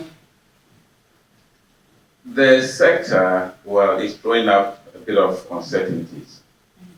But I feel that I think we shouldn't be very much concerned that there will be so much chaos. Why do I say so? I think if we continue to do what we are doing and do it properly, we will always be somehow safe. So that means if you are publishing, make sure that you produce good papers. If you are a good teacher, make sure that I think your delivery is good. And if you're known to do quality work, you will always be able to get into maybe a good job. So that is my view. The other thing is that although the sector is throwing up a lot of things, you can still see that there are jobs coming up all the time, although they are at a lower level now. And I think if you realize that maybe there are challenges, don't feel that you are constrained to go for maybe the middle level job, which can still help you to progress to the next job when systems become much more stable. So from my point of view, I think we should concentrate on building our credibility, doing what we're supposed to do properly, and continue to develop the network, and that is yes true. So we shouldn't be very much worried. That's my view. Thank you. So to wrap up, we'll take our final words briefly from our panelists. Let's send it. Okay. Hello. I'm going to just quickly sum it up with this, and it's a quote from Einstein that has always stayed with me. It was this: try not to become a man of success or woman. Rather become a man or woman of value. And sometimes that can be tough, you know. We all want to be wealthy. We all want to have the nice things in life. But whenever I've chased money versus value, the thing I feel I need to do, there's an emptiness to it. And it just doesn't feel right. So I'll just end with this story here. I was getting a surgery. The anesthesiologist, if I pronounced that right,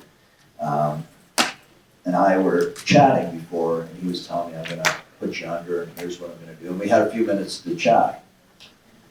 And I said, oh, how'd you get into this? And one thing led to another. And he said, it's like my son. He said, I want to follow my dream. I want to do this. I want to do that. I want to follow my dream. I won't be happy unless I follow my dream.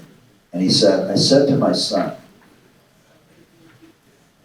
help others, find a way to help others, and you will be happy. And I think really that's what I hear you're all doing, is you're trying to help others. And if we can help others, then ultimately, as David was saying, the community, we help ourselves. And so that's what I'd like to finish with. Thank you. In this sort of discussions, it's very usual sometimes, or likely that we forget what's our purpose. Right? And historically, being an academic was regarded as a vocation, as opposed to the word career. Right? Academic life was supposed to be about giving, shaping, and so forth. So I would ask this particular question to everyone of us who's thinking about this: is at the end of the day, at the end of the journey, however long that journey is, however you define that journey, myself or yourself, what difference have I made through my existence, through my being, bearing in mind that the job that we do, the work that we do, often occupies probably 60 to 80% of our awake time. If you exclude the time we're sleeping, we probably spend 60 to 80% of our time on our job. So as a life, how much difference have we made? Because I think if we ask that question, it will force us to be successful in two areas. One is to align our daily activity or our yearly activity with our core values. And even if we don't become successful, going back to the notions earlier in the plenary, about getting a career promotion or getting that external recognition, you will retire or you will end your job at that institution being somebody who's content, satisfied, that you have actually made a difference. So you have to go back to your values and be driven by your values, but be adaptable in the pursuit and realization of your values. That would be my comment. I'll go before Ellis because I don't know how positive. I don't want you to end on my. Okay. What is happening right now in the academic sector in the UK is most universities are spending more than they are earning. And a storm is coming, and this is why I didn't want to be last, and I disagree that we shouldn't be worried. I think, yes, don't get worried, but get proactive. Please don't wait till you are told your job is no longer there. Especially those in businesses, we need to be creators of jobs. We need to be, depend on your academic contract. A lot of us depend on our salary, and we are 1 or 2 salaries away from being broke. And we really need to, in our collaboration in writing research papers and doing everything else, we also need to think about how we can help ourselves and how we can create things, job creators in Ghana, wherever, and just think about doing things a little bit differently. In my opinion, being an academic is prestigious. It's not going to make anyone rich. I don't think anyone is here to get rich. We live by our values. That's why we're still in this. But please beware that we need to do things a little bit differently for ourselves and for the future of the people to come after us. Okay, before I say mine, if you want to also get, if you're a male and you want to get on your career, when the lady says something, listen. When Sandra told me, let me speak first, I didn't ask any questions. I disagree. But I think what I will end with first, you have to be good at something. You cannot coast. You have to, in your mind, be sure that you are good at something. And the other thing that I said was, you have to decide what creature you want to become. I for one, I don't want to be like anybody else. I have in my mind the creature I want to become, and that's what I'm working on. Because sometimes when you are somebody else, it's harder work than to be yourself. And then also have a strategy and place time limits on your strategy. So for example, in my heart and mind, Sandra should be a full professor. But Sandra is very modest. And she doesn't go for what she wants. And so have a strategy. I want to achieve this at this time. Okay, that was my strategy. I won't let one university say no to me twice. Sometimes not even once. If you say no once, I'm gone. I mean, so if you have that strategy and you want to achieve this kind of thing, sometimes what happens is this. I mean, if you are in a university where you went there as a lecturer, they saw you just when you had finished PhD. It's just like a parent and a child. Even though you are growing, they don't want to see that you are growing. They don't want to accept that you are growing. So one of the ways is that when you yourself believe that you have grown enough, don't give them more than 2 chances. I don't give more than 1. If I ask you and first I'll make sure I'm ready. And if I ask you and you say no, the maximum I'll give you is a second chance. Then I'm out. Because don't let one institution sit on your career progression. So the final thing I would say, and that also relates to Sandra, is that when I wanted to move out, I had a discussion with a Yoruba friend, and he gave me this African proverb. And it's a Yoruba proverb, and what it means is, it is not greed to desire what one deserves. So once you deserve it, it's good to desire a career progression. It's not greed. When you think, look, I can't stay this way anymore, I want to move up. Once you deserve it, it's not greed to desire it. So thank you. Thank you so much. That's very insightful. Can we give a better round of applause? We're very grateful for your time and for sharing insights. And I hope that during the next working sessions, those of you who have questions that you couldn't ask would seek them out and have discussions with them. Thank you. Thank you.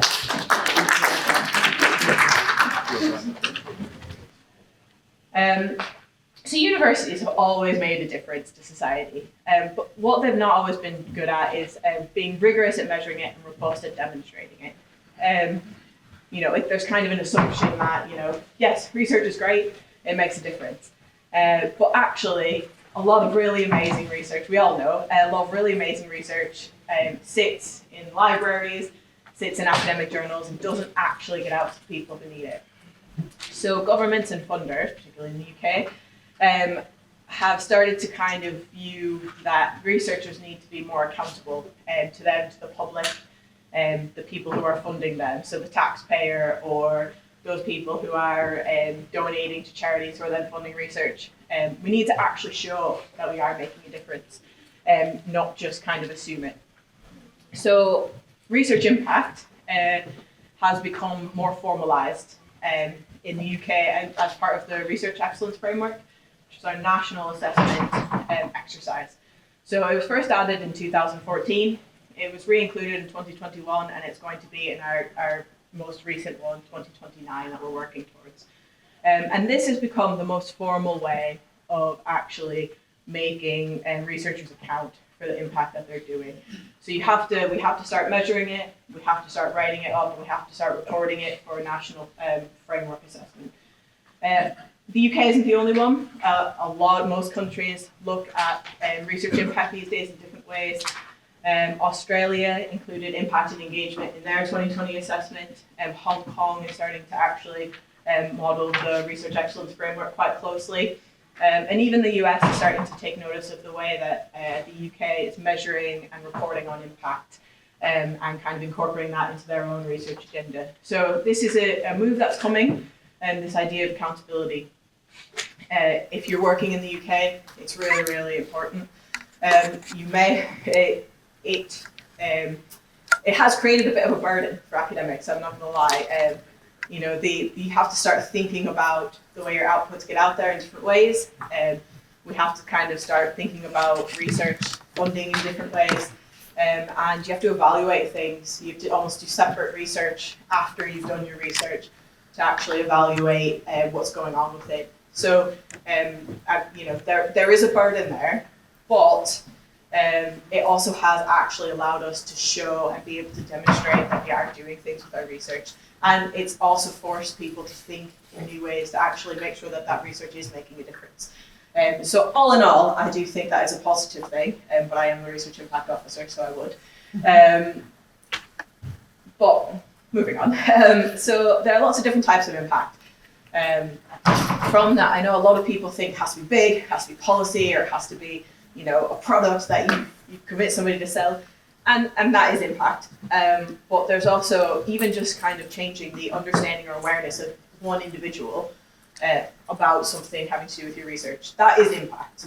That's not the impact that we kind of report to the Research Excellence Framework, but that's impact, and we don't want to downplay that. And that kind of change in understanding and awareness, that can lead to attitudinal changes, that can lead to behavioral changes or decision-making changes. And so any kind of impact like that is important. And when you look at the Sustainability Development Goals, which I'll go into in a minute, but they touch on all of these. One of the university's big roles in kind of being involved in the Sustainability Development Goals is actually making people more aware of these kind of global issues. So universities play their part as well. But the Sustainability Development Goals, they touch on the environment, they touch on the economy, no poverty, They touch on health and well-being. They touch on society and culture. There's qualities mentioned in them. And I think, capacity or preparedness is one of my favorites because everyone always forgets about it. But actually after, in light of COVID, it's become even more important. I mean, how many stories have you heard about governments who had pandemic plans that were like stored in the basement and never actually, if only we'd realized these were here, we would have been prepared for COVID and things like that. So that capacity or preparedness impact is really important. Don't downplay it. So just briefly, as a researcher, why is research impact important? Mainly, and this is why I think everyone should be doing research impact, is because it's your chance for your research to make a difference to the world. And you have to say that to a lot of researchers, but people who come from outside think, well, duh, obviously that's why research is important, right? Because it's helping. But as a researcher, you often don't see your research in that way. But if you think about it, that's the main reason to do it. Your research is answering a question, and if it's a real societal need, that's your chance to make a difference. But engaging with people through kind of that impact process can also improve the quality and relevance of your research. It helps you tailor your research and the questions, make sure that you're actually answering questions that are relevant to people, you're creating solutions that can be used. In the UK, certainly for career prospects, impact is part of that progression. It's part of your academic workload now.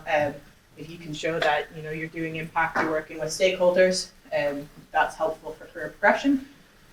Funding applications now, because of this accountability, research impact is a major aspect of funding applications. So I know that you heard from my colleague Omar yesterday, who will have talked to you a little bit about impact's role in funding.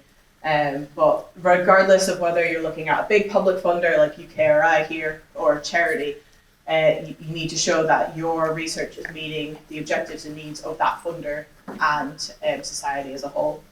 The Research Excellence Framework, which I said is our national assessment, and generally reputation. Impact, is the cool stuff, right?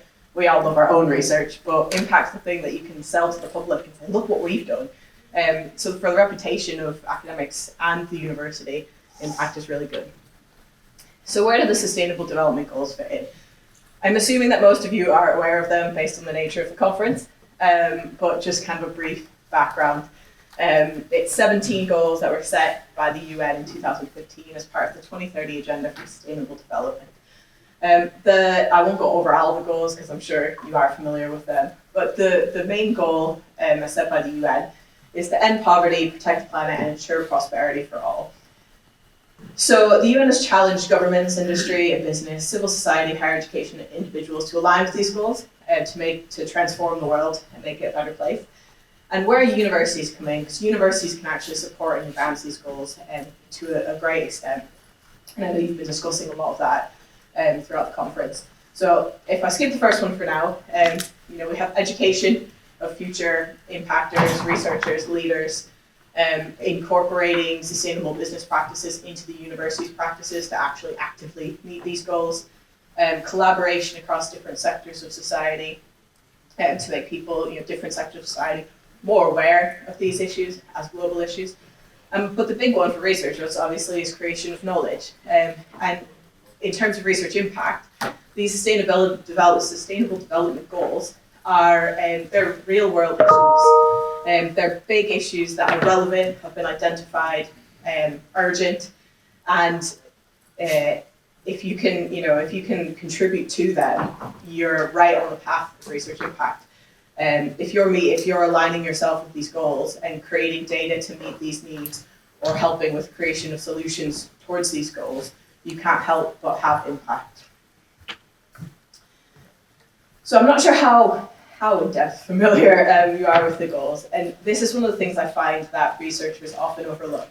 They like to align themselves with the goals, and they like to say, oh yes, I'm contributing towards sustainability goal number 1, no poverty, but they don't actually realize that there's targets and indicators for each of the goals, and that's really important. So the UN has actually, for each of the 17 goals, there's a certain number of targets that they would like to achieve, and indicators by which they are measuring whether they're meeting those targets. So, for instance, no poverty, number 1, Target number 1.1 is by 2030 eradicate extreme poverty for all people everywhere, currently measured as people living on less than $1.25 a day.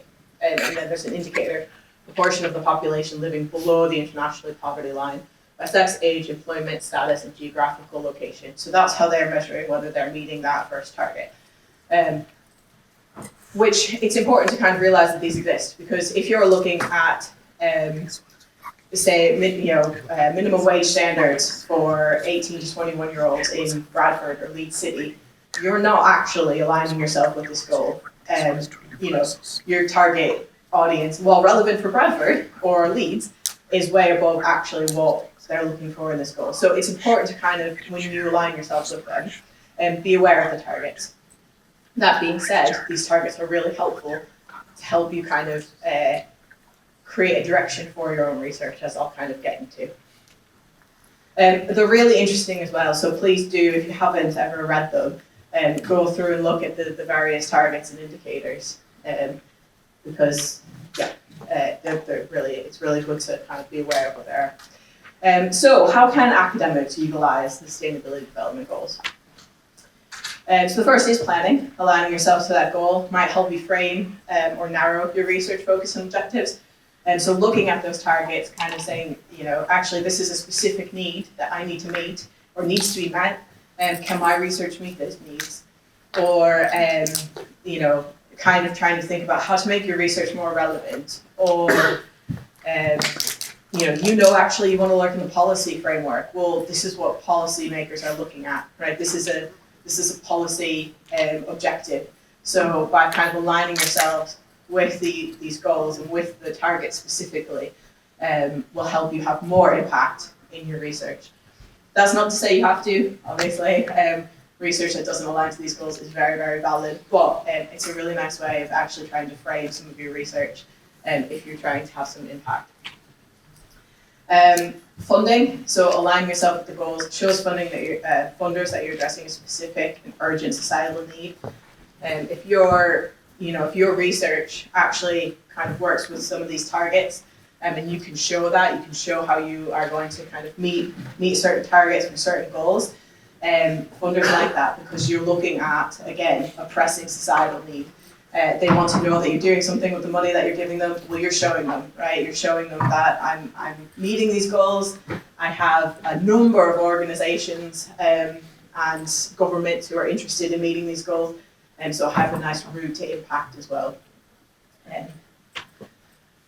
You can also use the goals to help you actually measure and evaluate the success of your impact. Obviously, those indicators are for the UN to measure the success of their impact, but there's nothing to stop you from actually aligning yourself with the indicators as well and using the indicators as keys for evaluation. And then this is more on universities rather than academics, but universities can use the goals to report on the relevance of research impact occurring throughout the university. So just as an example, as the research impact officer, I keep an eye and map Bradford's alignment with the Sustainability Development Goals. I make sure that it's only research that's aligning with the targets so that we can actively say we are meeting some of these needs. And it's always really interesting to see, actually, because when you look at the targets, right, like you can see that we actually do quite a lot towards the climate change goal. I would say the majority of Bradford's research is health-based, but because the targets of the good health and well-being goal are really focused on the global south, and actually most of our health research is really local Bradford focused, we're not actually contributing that much to that goal. Again, I'm not saying that's something we need to, that's not a bad thing, and we're doing some great work for Bradford itself, but it is interesting to kind of know, and maybe we need to start kind of seeing where we can align ourselves more with these targets and this goal. So that's basics, that's it. So if you've got any questions, I'm happy to kind of go into a bit deeper discussion.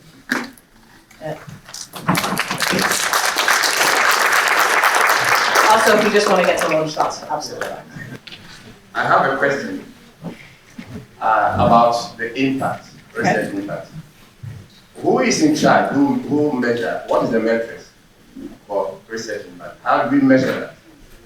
I do understand the whole idea about research relevance in terms of the fact that researchers have to make our work relevant to themselves. Obviously, we have to answer some key questions in the site.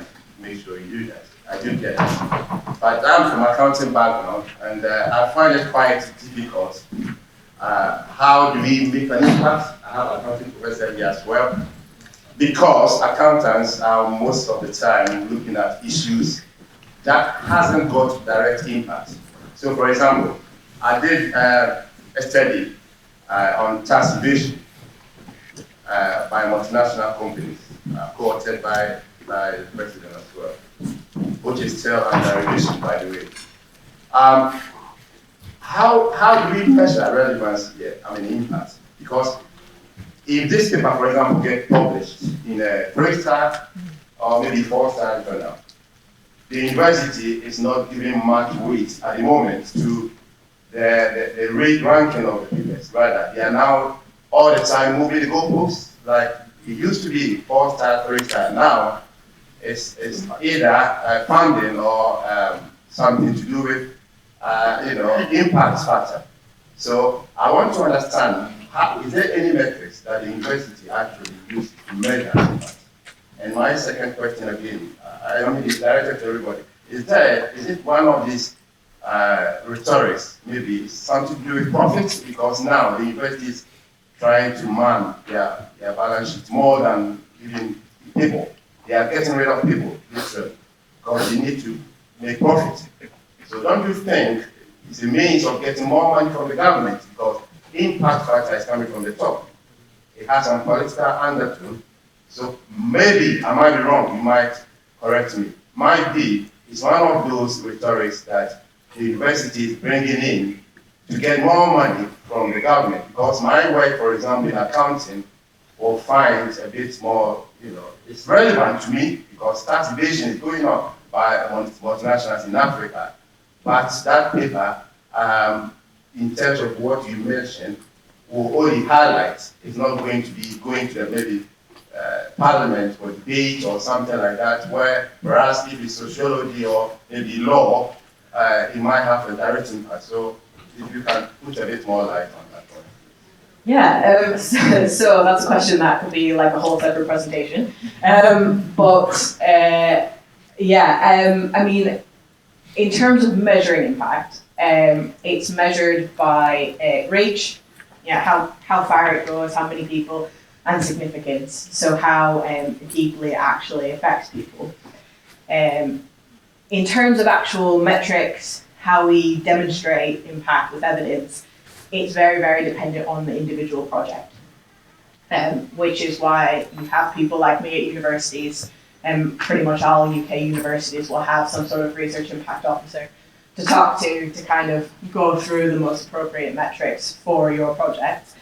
I mean, in terms of this is where I said it can be a bit of a burden on academics, right? You're correct. Like it has nothing to do with journal impact factors or where you publish your paper. What it has to do with is what happens to that paper afterwards. So you've published a paper, and that's great. But how do you make sure that that information gets to the people who need it? Well, you might have to do something besides just publish a paper, right? So who, when you're talking about tax evasion, who are the people who are most benefiting from your research, right? Who now need to know about what you found about tax evasion? So that might be the government. So maybe you do actually need to kind of put together a policy brief and do a bit of campaigning or send it to a parliamentary evidence hub. And that, unfortunately, at the moment, that is on you as a researcher. You're the expert in this. It might be that you need to inform banks. So what kind of campaign can you do to inform actual banks about it? So that's kind of how you go about the impact. You're now kind of required to do more than just publish that paper. Which, on the one hand, seems like a lot of extra work because it's hard enough to do our jobs. It's hard enough to, teach and do your research and get that paper published in the first place. I'm really proud of it. But also, I mean, if you're doing this research and you really care about it, don't you want it to benefit people anyway? Is how I tend to view it. So and then in terms of measuring that, we look at different metrics. You might look at how many banks have taken it on board, customer success rates. You might look at financial rates. Where you can't measure things in quantitative, you can get testimonials from people to attest to that significance of how deeply it affected them. So there's a number of different ways to actually take measurements, and it's unfortunately there's no kind of blanket answer to that.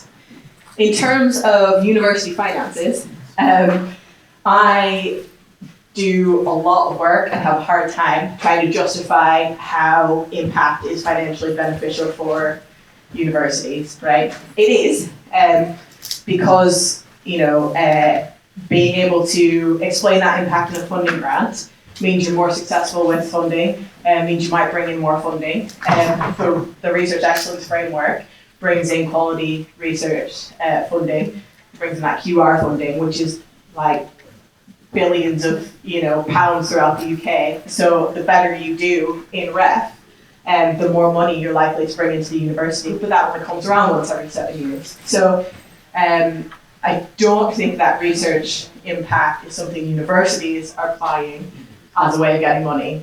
It's something that we often have to argue is important to get resources to continue the impact, because it does bring in money.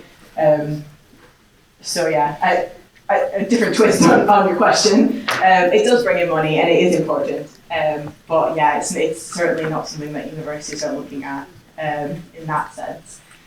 But I think the big thing now is it's the government, the funders, who are really pushing for research impact, to a big extent, because they're the ones who want to be able to say to their stakeholders that they've done it. And then similar with any kind of partner you work with, businesses.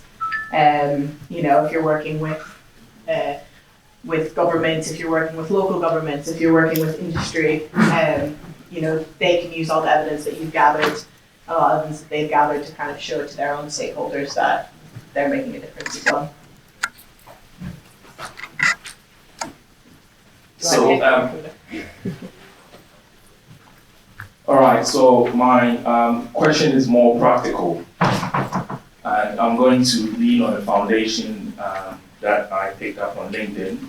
And my friend here, Sam Kusi, I'll put you on the spotlight.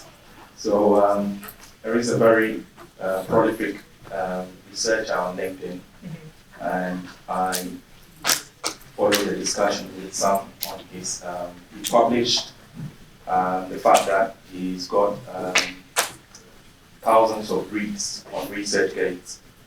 And Sam was critiquing the fact that he thought that was making an impact. But then the lens through which he was looking at it was different. This is on ResearchGate. And he agreed that this is a debate for another time.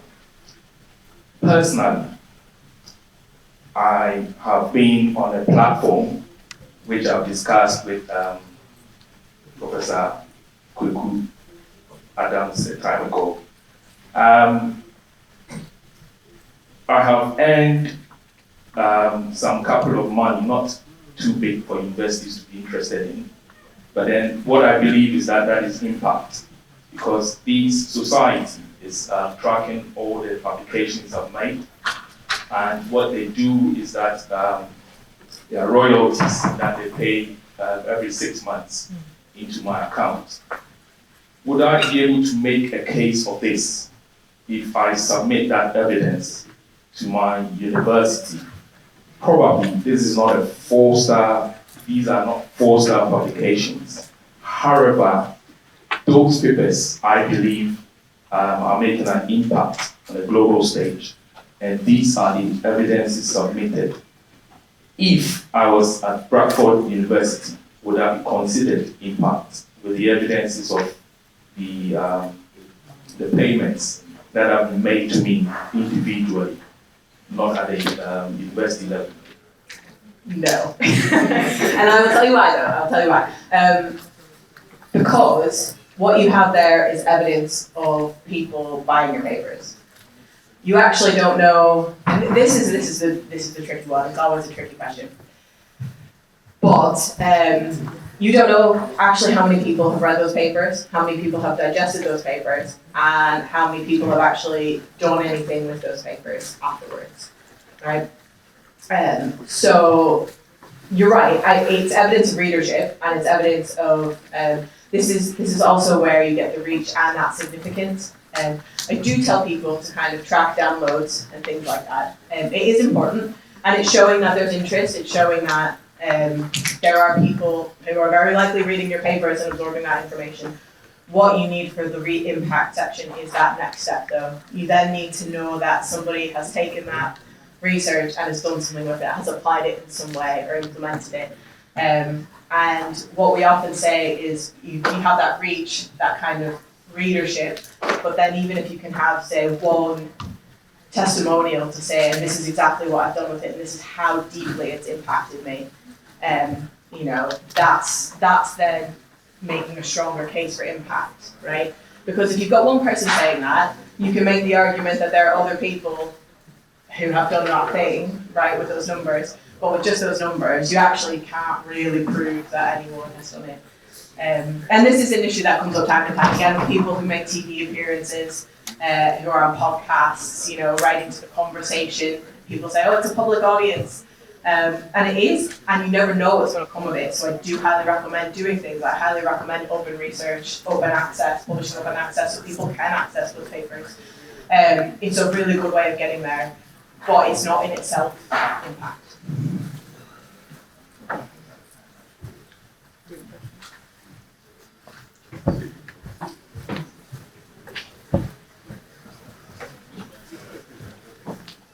Thank you very much, Alex. I want to follow on from Redford's contribution earlier on. I think we have to be realistic here because we all understand the game and the power issues and the politics at the higher level. So one, even though it's come from WEF that the next WEF submission, the level or the higher level of papers don't really matter. But I think the key thing here is that it needs to be rigor, needs to be there. And that will still take us back to 3-star and 4-star papers because underpinning research needs to be stronger. That is the issue, the point here. So going by that, we need quality research to underpin our submission. And also, if we have about 10, 20 members here, all have research that are making impact, it will come to you to go to a day, and maybe you can allocate 5 submissions. There are politics around it, and therefore they are going to decide whose paper, whose research needs to be submitted.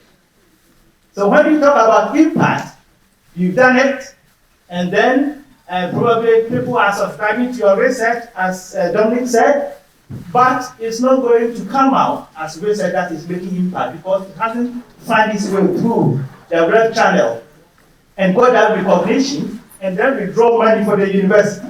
Remember, if 4-star paper output generates about £50,000 a year for the university, impact case study is going to generate 4 times of that. Yeah.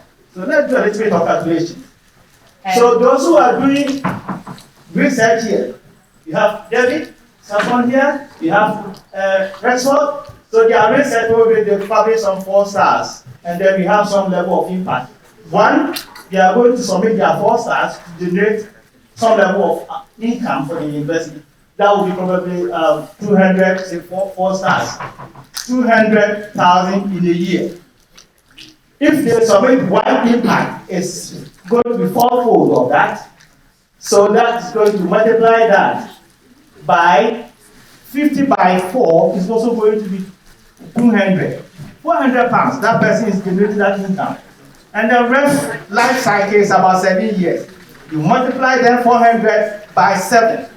And that is where there are some politics. So I think we need to explain this to our colleagues here so we understand what counts as impact. Otherwise, it's just applying for funding, you apply, you get rejection, apply, you get rejection, it doesn't go anywhere. And then we need to have our own strategy. So we need to bear in mind that this is the game, we also know the game, and then we know how to play it really well. Otherwise, we always box to the corner, and then there won't be any hesitation. Yeah, I mean, there obviously is politics to ref, I won't deny that. And as much as I work on supporting impact case studies, I'm not the be all, and I don't make that decision, right? Within units, what gets put forward is at a higher level. I mean, there's two things to what you're saying, though. I mean, you're right. Impact is financially worth more, and one impact case study is worth a lot more than one output. But you submit a lot more outputs than you do impact case studies. There's actually a really good breakdown of it. I can send it on if anyone wants to read it, of the finances behind REF and how the money gets allocated. So the outputs that are submitted and the impact, though, are separate. And I want to make that clear because REF, you are still looking for, in your kind of outputs element, you're still looking for those 4-star outputs. You want that quality research output itself. For the impact section, it doesn't have to be the same outputs. Your impact case is separate. Now they have said that they've taken away the 2-star quality requirement for the outputs. Partly, this is to free up so that people don't feel they have to kind of put all peer-reviewed papers in. There are a lot of people who are doing research with politics who might write a government white paper, and then that research isn't published, but that research can now be used as an output to say that you have done research for an impact case study. So it's kind of separate from, from what you're submitting for your outputs. Impact also takes a lot longer to foster. It's a lot, it requires time. There's also often teams behind it. So it's a lot more work. You get 20 years to do research behind 7 years of impact for an impact case study, where, an output takes you, a year at most to write for a lot of people. So, it's sort of a different thing that we're talking about here when you're looking at the REF impact portion and the REF outputs portion. But it is, there are games behind it, there is politics, which is why I often try to help people think outside of the REF. The REF is really important, the REF is really important for universities, university finances, but doing impact and pursuing that impact from your research is important for so many other reasons. It's important because, again, this is how you make a difference, right? Which is why I also said, but it's important for getting that funding, it's important for your career progression, it's important for all those. So it's not just REF. And if we start thinking about it in terms of logically, how does my research make a difference? How do I kind of plan for this impact in my research when I'm thinking about my research project? How do I plan an impact methodology in as well so that I know my research is getting out there? The REF bit comes easily, right? That's second nature then. And it's not something that we're working towards as a goal. Okay. Round of applause.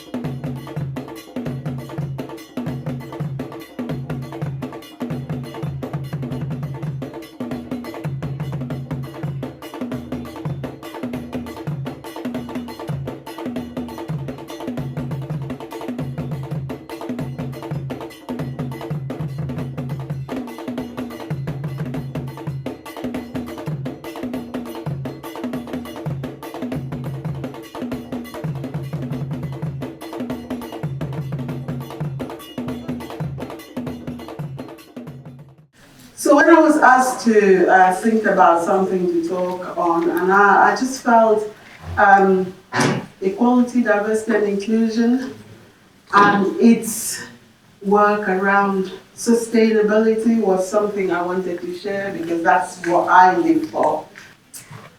So I'm going to quickly give a little context and the context about why we're doing it, and really begin to think about the value of considering equality, diversity and inclusion as part of sustainability agenda, looking at how we promote inclusive, sustainable future, and then I'm going to make a call to action. So the context for me is very specific. I think all of us in this room represent institutions that talk greatly about their social and ethical responsibility in how we have to bring different kinds of people into the things that we do. That's the promise that we make. When you look at institutional strategy, there's a lot there that institutions are promising when they're talking about inclusion, just transition, you name it, is the reason why we must look at diversity as part of sustainable development. The demographics are changing. I mean, just look at this room.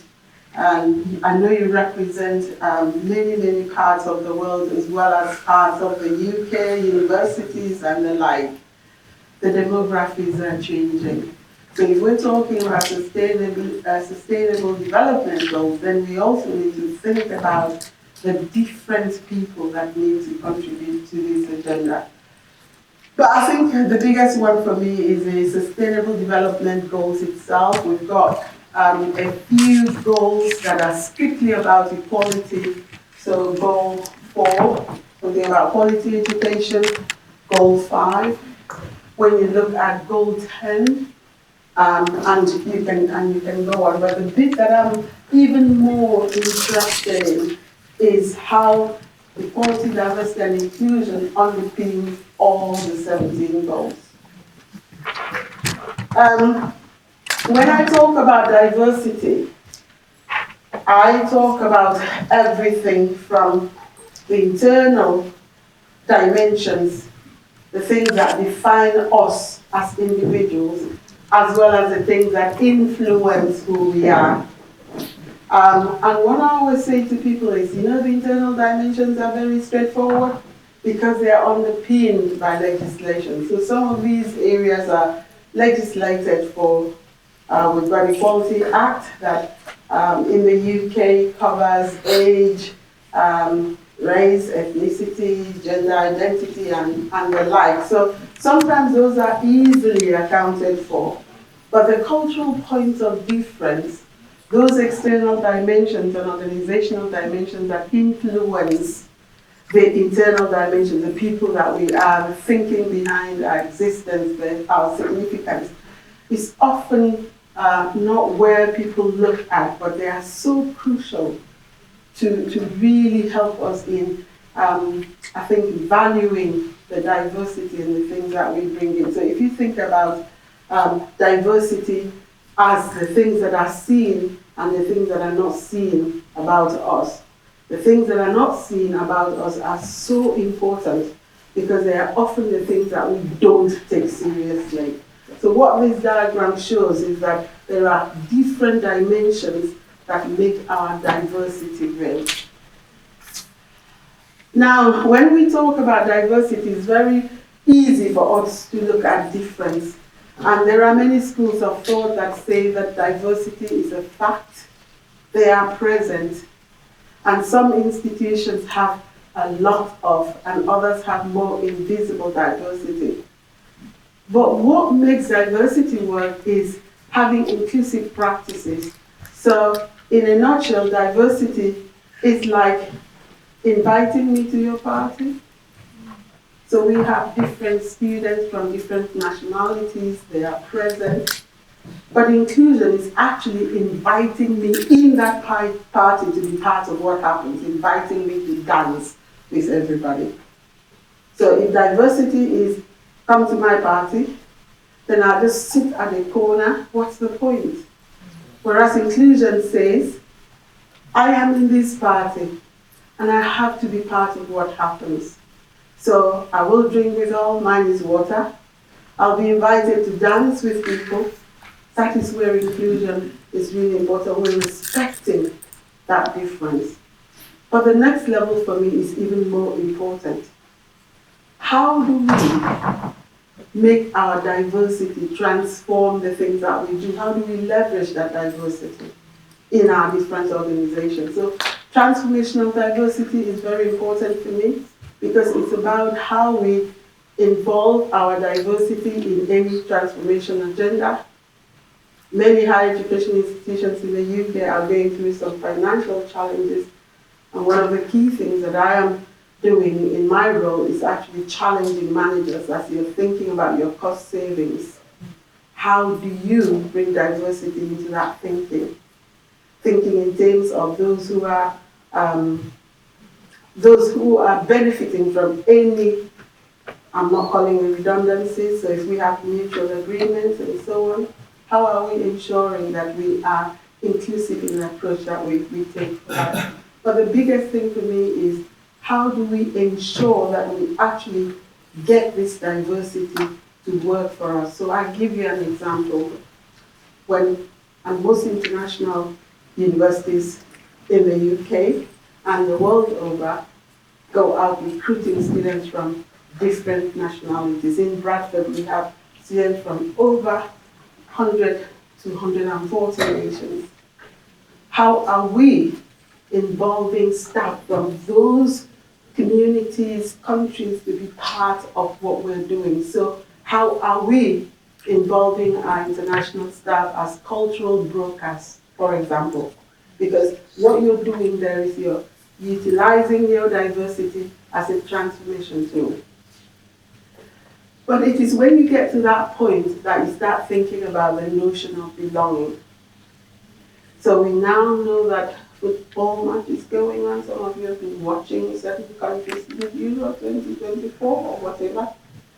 Can you imagine watching your team play, your country team, and just think about Nigeria playing with England in one of the matches in 20 whatever, and I was busy thinking, should I jump when Nigeria scores or should I jump for? But belonging is when you can sit in that place and you watch a team and you know that that is exactly where you belong. So you come to University of Bradford and what we say to you is, we want you to belong here. There's a lot in imagining that you belong in a place. When you feel that you are part of the transformation agenda, that your identity is not just buried, then we're beginning to think about how you feel. Because when you belong, then you can start thinking about thriving in that situation, and then you can start thinking about making a difference. So just moving on swiftly, there's a lot of work that has been done to show how diversity works, what it creates, and many people rush to the bigger or difficult bits about diversity, creating challenges or creating more work or creating chaos or conflict. But I look at the positive part. So some work that Stefano has done looking at global teams actually say you can have two types of diverse teams. You can have the diverse teams that will destroy if you are not managing properly and getting your teams to be involved in the transformation agenda. But the other side of it is when you have a diverse team that is properly managed, that is significant, people feel appreciated and included, they will help you create, and that's when you have high performance in your organization. So that's when you can talk about the advantages or the value of diversity to create opportunities, new perspectives, innovation, competitive advantage.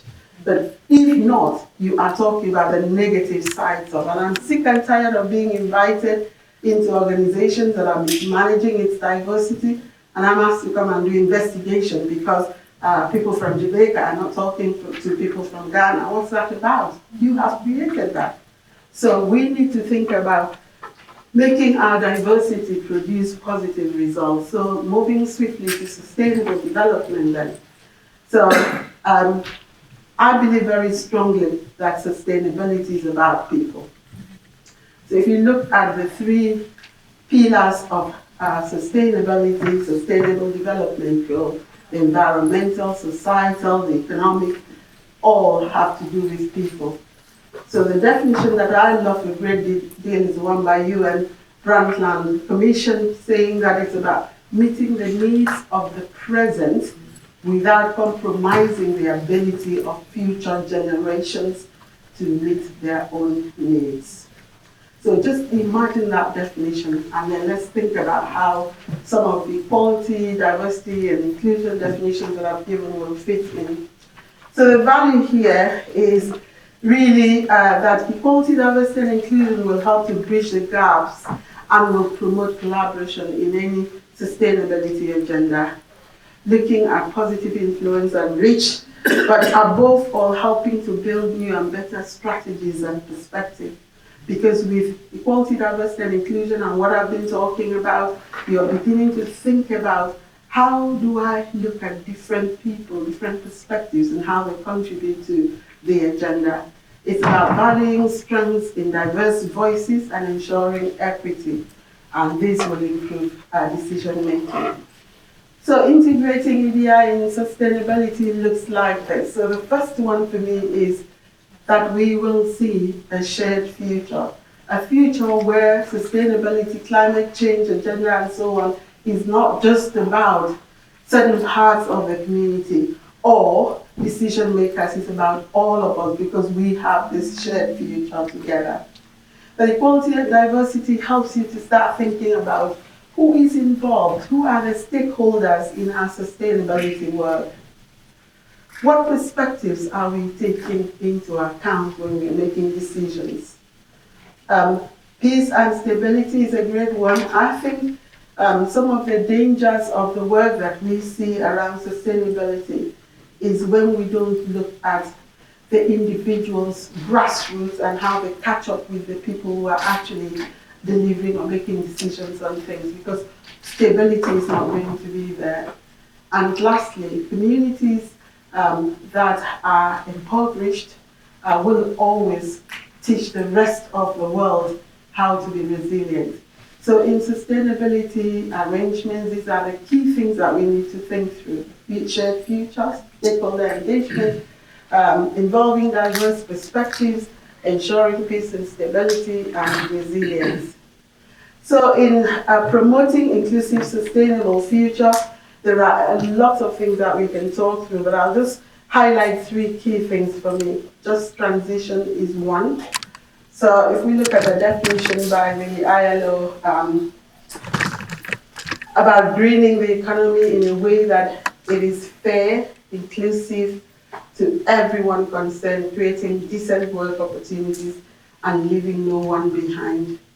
So we need to think about our sustainability work. Are we leaving people behind? How are we helping the transition to be fair and just? The other thing, and this is one that really exercises me, is how are we decolonizing our sustainability efforts?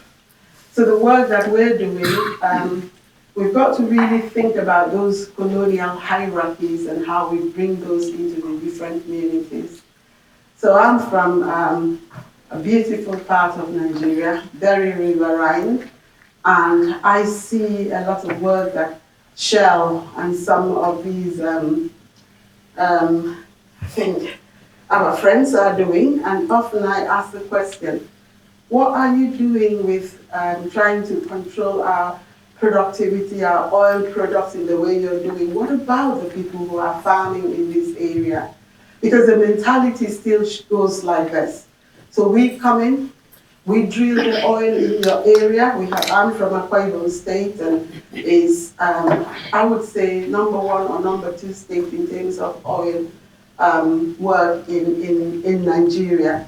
But what you find is you still have the mentality of our leaders being colonized enough to colonize us, and those mentalities. So the question I ask all the time is, how are we taking apart all the colonizing hierarchies that we've seen before, where we gather a few family members, give them a bit of token, whatever, and then they allow you to poison the rest of us. So there are issues about, in every sustainability work, how are we ensuring that different forms of knowing are brought in? I want my great-grandparents and the history of oil drilling in my community to be taken on board, rather than people just coming in with some of these recolonizing framework into the oil work that happens in my area. So there's something there about how do we really take apart some of those oppressive frameworks that are being used in some of these communities and ensure that we are pushing and pushing and dismantling. And the last bit is, how are we ensuring that we are looking at intersecting dimensions in the work that we're doing? So for example, you look at me, I am a woman, but I'm a black woman. I have disability. You may not see it, so don't look. I have a religious faith, and I'm very, very strong around it. And there are other things that make me so significant. How do you ensure that when you're working with me, you're actually looking at the complexity? So if you look at the original diversity diagram that I showed you, I walk into this room with my internal dimensions, my external dimensions, my organizational dimensions, which means that I have it all.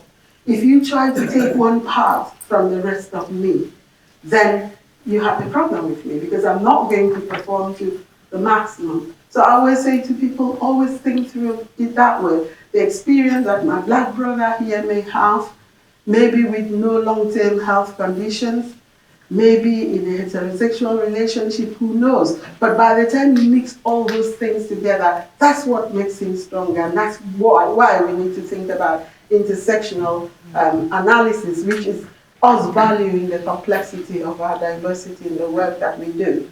And we're getting to the end of this, but we do need to adopt a whole systems approach in our work to integrate EDI within sustainability work. The first thing is actually acknowledging that there are problems. We must start by always saying, yes, this could be a racist institution. Bradford University has had it all and seen it all, because I always start by getting into a room and saying, we all here could be really racist, and we need to think through as an institution how do we become anti-racist. So when I first launched the anti-racist program, I got challenged. Are you saying we are a racist institution? Yeah, of course. Are we saying we are a sexist institution? Yes. Because if you don't start by accepting that there is a problem, you're not going to want solutions to it. So the first bit is the acknowledgement of a problem. And then creating spaces where we can have these conversations. We're talking about SDGs today. What are the challenges that we may have when we're looking at elements of climate control, the different community of students we have? But we can only do that if we create spaces for conversations. We need leadership that can help us drive this within all parts of the work that we do, creating inclusive environments, building these into our learning, teaching, and research. I know you've been talking about research. How often do we think about equality, diversity, and inclusion when we're setting our research agenda, particularly to do with SDGs? I know you had that session with Alex. And the last point is getting the evidence, and that evidence is about evaluating as you're going on, rather than using data and evidence as excuse for not doing what needs to be done. So here is my call to action then, that this is an opportunity for us to demand accountability of ourselves and the people around us. This is the time that we need to start thinking about dismantling, rather than continuing to paper over the cracks that we've seen in the way things are happening, because the 6 C's on the right will definitely be saying, are we committed enough to do this? What collaborations and partnerships do we have in place to be able to integrate EDI into our sustainability agenda? How are we communicating the work that we are doing? Sometimes communicating both what's effective and the mistakes that we're making. That's where the confirmation comes in. Sometimes we'll have to put hands on hand and say we got that bit really, really, really wrong, but we've learned from that experience, and therefore this is how we're going to do it differently. But also celebrating as we go on. But that continuous improvement, checking, getting evidence, and being flexible in the way we adapt is so crucial. And my last point in conclusion is that everything I've talked about today is about all of us, it's actions at all levels, but some parties I think have a lot more to do than others. I think there is a missing middle in some of the work that we do around equality. Some senior leaders have been bitten enough to start thinking EDI in the things that they do. And some of us from the grassroots, we really want it to happen to us, so we are very invested. Often the middle ground, some of our leaders in the middle, line managers, are not as strong as they could be. But remembering that there are three things that come together to create any form of equality or inequality. First are the individual factors. Sometimes we spend more time trying to fix individuals in the process of integrating inclusive ideas into the things that we do, rather than looking at systemic and institutional issues which have created organizational culture that stings in most cases. So that takes me to, if we want to be successful, there are things we need to do. We need to embed some of the things that I've talked about into the business, the way we do things here, and not just leave it to certain groups of people that will need to embed EDI agenda into stuff. And looking at those that have been waiting for so long to see us act, how do we deliver to raise the expectations? And this will mean working with all, leveraging diverse perspectives so that we can deliver value. And when we do this, then we will leave all of us with four key things of being significant, feeling that we're part of what happens around us, we appreciate and value and included. And I think it is only at that time that I will personally celebrate through our Ubuntu philosophy that I am because we are, that I'm human because I belong, that being self happens because I'm part of others. But we start changing identity to we-identity because we can bring all of us into our sustainability work. So thank you so much. I hope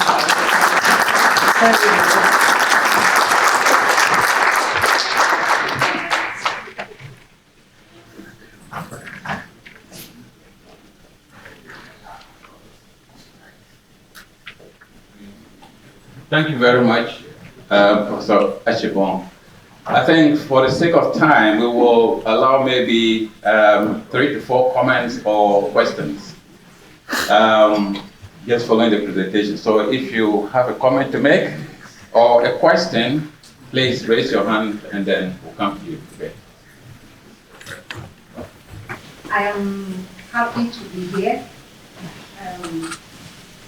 Having listened to your presentation, and there's a question that is also the same question I've been asking myself regarding how do we implement some of the things that are required to in order for us to have indigenous firms more in those states, especially it's like we are being continuously recolonized all the time because during the course of my work, I found out that few multinationals are taking not less than 90% of activities in Africa, because, or in Nigeria per se, because my focus was Nigerian business and market.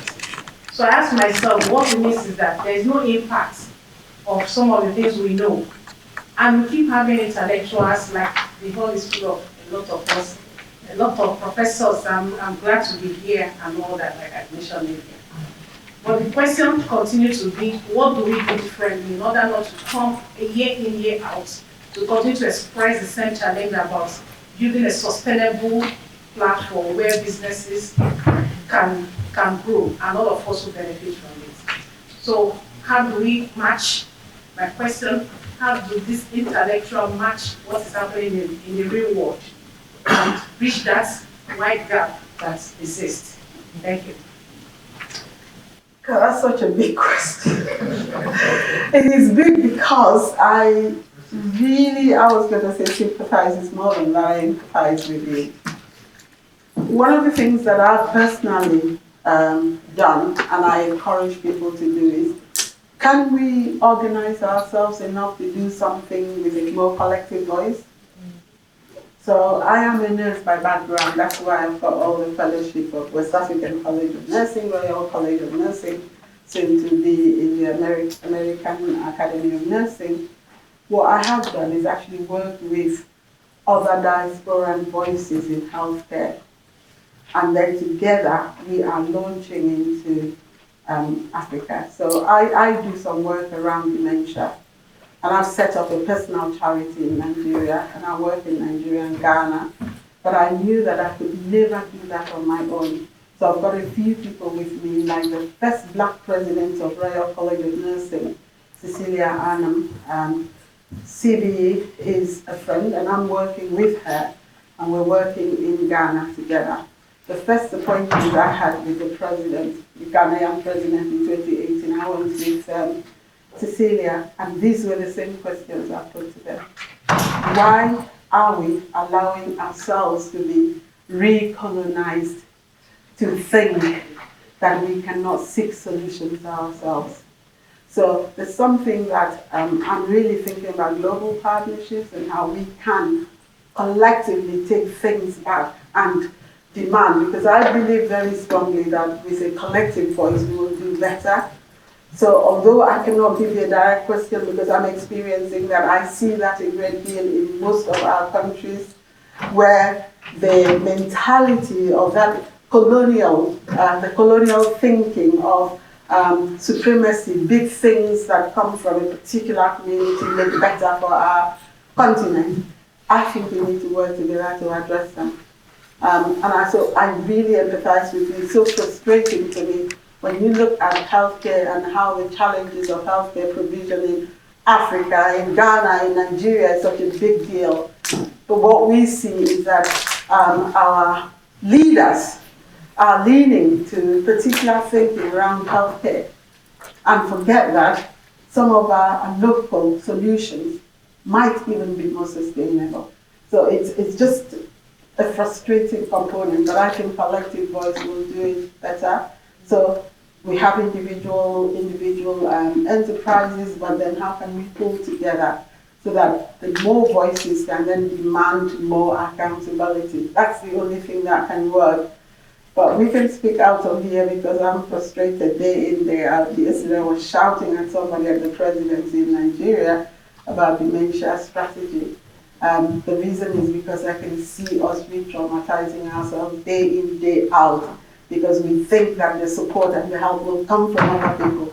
When I know a lot of us Nigerian, African healthcare professionals that can do better. So sorry, I'm not on better answer, but it's just that it's a frustrating thing. But we can talk, we work collectively.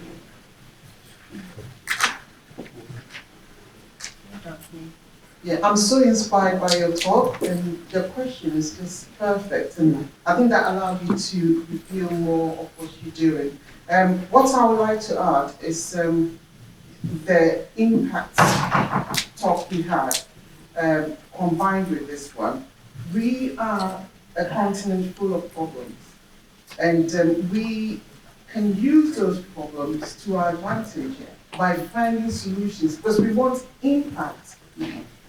In our research papers to get promotion, I think it's a mind change about wanting impact, doing research that has impact in our continent. That would lead to, so it's the value, it's what are we working for?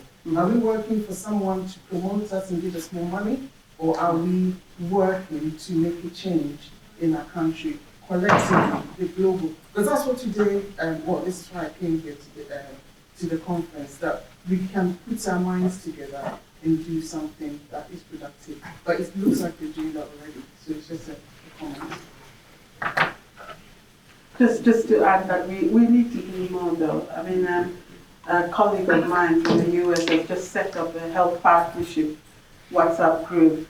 And in a space of 3 weeks, we were able to get the governor of my state to listen. We've dragged him into the WhatsApp group to respond to things.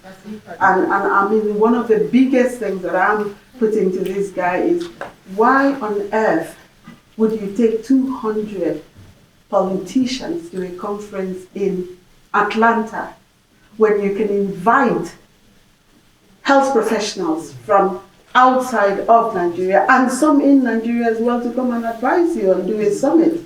Because that is a collective waste of my livelihood. I've contributed because I worked in Nigeria a long time before I came here for my PhD and stayed. So I think we do need to do more. If there are ways that we can demand that accountability, please let's do it together. Thank you very much, Sandra. I like your contribution and also the question from our colleague over there. But I think we also need to be realistic. How many of us have funded their own PhD, pay for it? If you can show by hand, I just want to see those of you who pay for your own PhD. Mine is have and have. So now this is the problem. A lot of money goes into this and commitment. And therefore we make sacrifices and you leave family behind. So when you finish, you also have to look after yourself. And that's one of the problems. In some cases, if you are individual, maybe you get your PhD funding, and therefore you don't have to prove it. When you are talking about impact, you get money and then you can support that, make things easier. So I understand that these things need to go hand in hand, but we cannot hit ourselves too hard if we haven't made it. If we can, and the opportunities are right and we can do so, then let's do so. Otherwise, sometimes we blame and criticize ourselves by something probably beyond what we'll be able to do. So some of us are doing really well, they can do so, congratulations to them. Some of them are coming gradually, we keep on working, and then we get there. But we expect the government in our countries to give us the platform so we can do that. Those here in the UK cannot tell those in Ghana, Nigeria, South Africa how to manage their economy and all these opportunities. There are no funding for the people over there to come here and study. But for us, there's allocation of funds for us to attend conference. So I think we need to bring these dynamics into the argument and to help us to address it a little better. Yeah. Sorry, can I just respond to that? I think that is a wise counsel. It's very, very wise to think in that way, but we can also add something. So when we're looking at our collective voices, we have to accept that people will be involved at different levels. So the people who can do it need to also work with those who can contribute ideas and any other assistance, even if they cannot come straight with us to the bigger work to be done. So in effect, I'm just saying that we all need to think about how we lead from wherever we are. And that leadership from wherever we are is one that allows different contributions to be made. So thank you very much. That's a wise counsel. All right, thank you very much. Let's give it up for Professor Kibble. Thank you very much for your time. We know that you are very busy, and we appreciate that you sacrificed that time to be with us. So thank you very much. I know she'll be leaving. Let's give it up for her once again.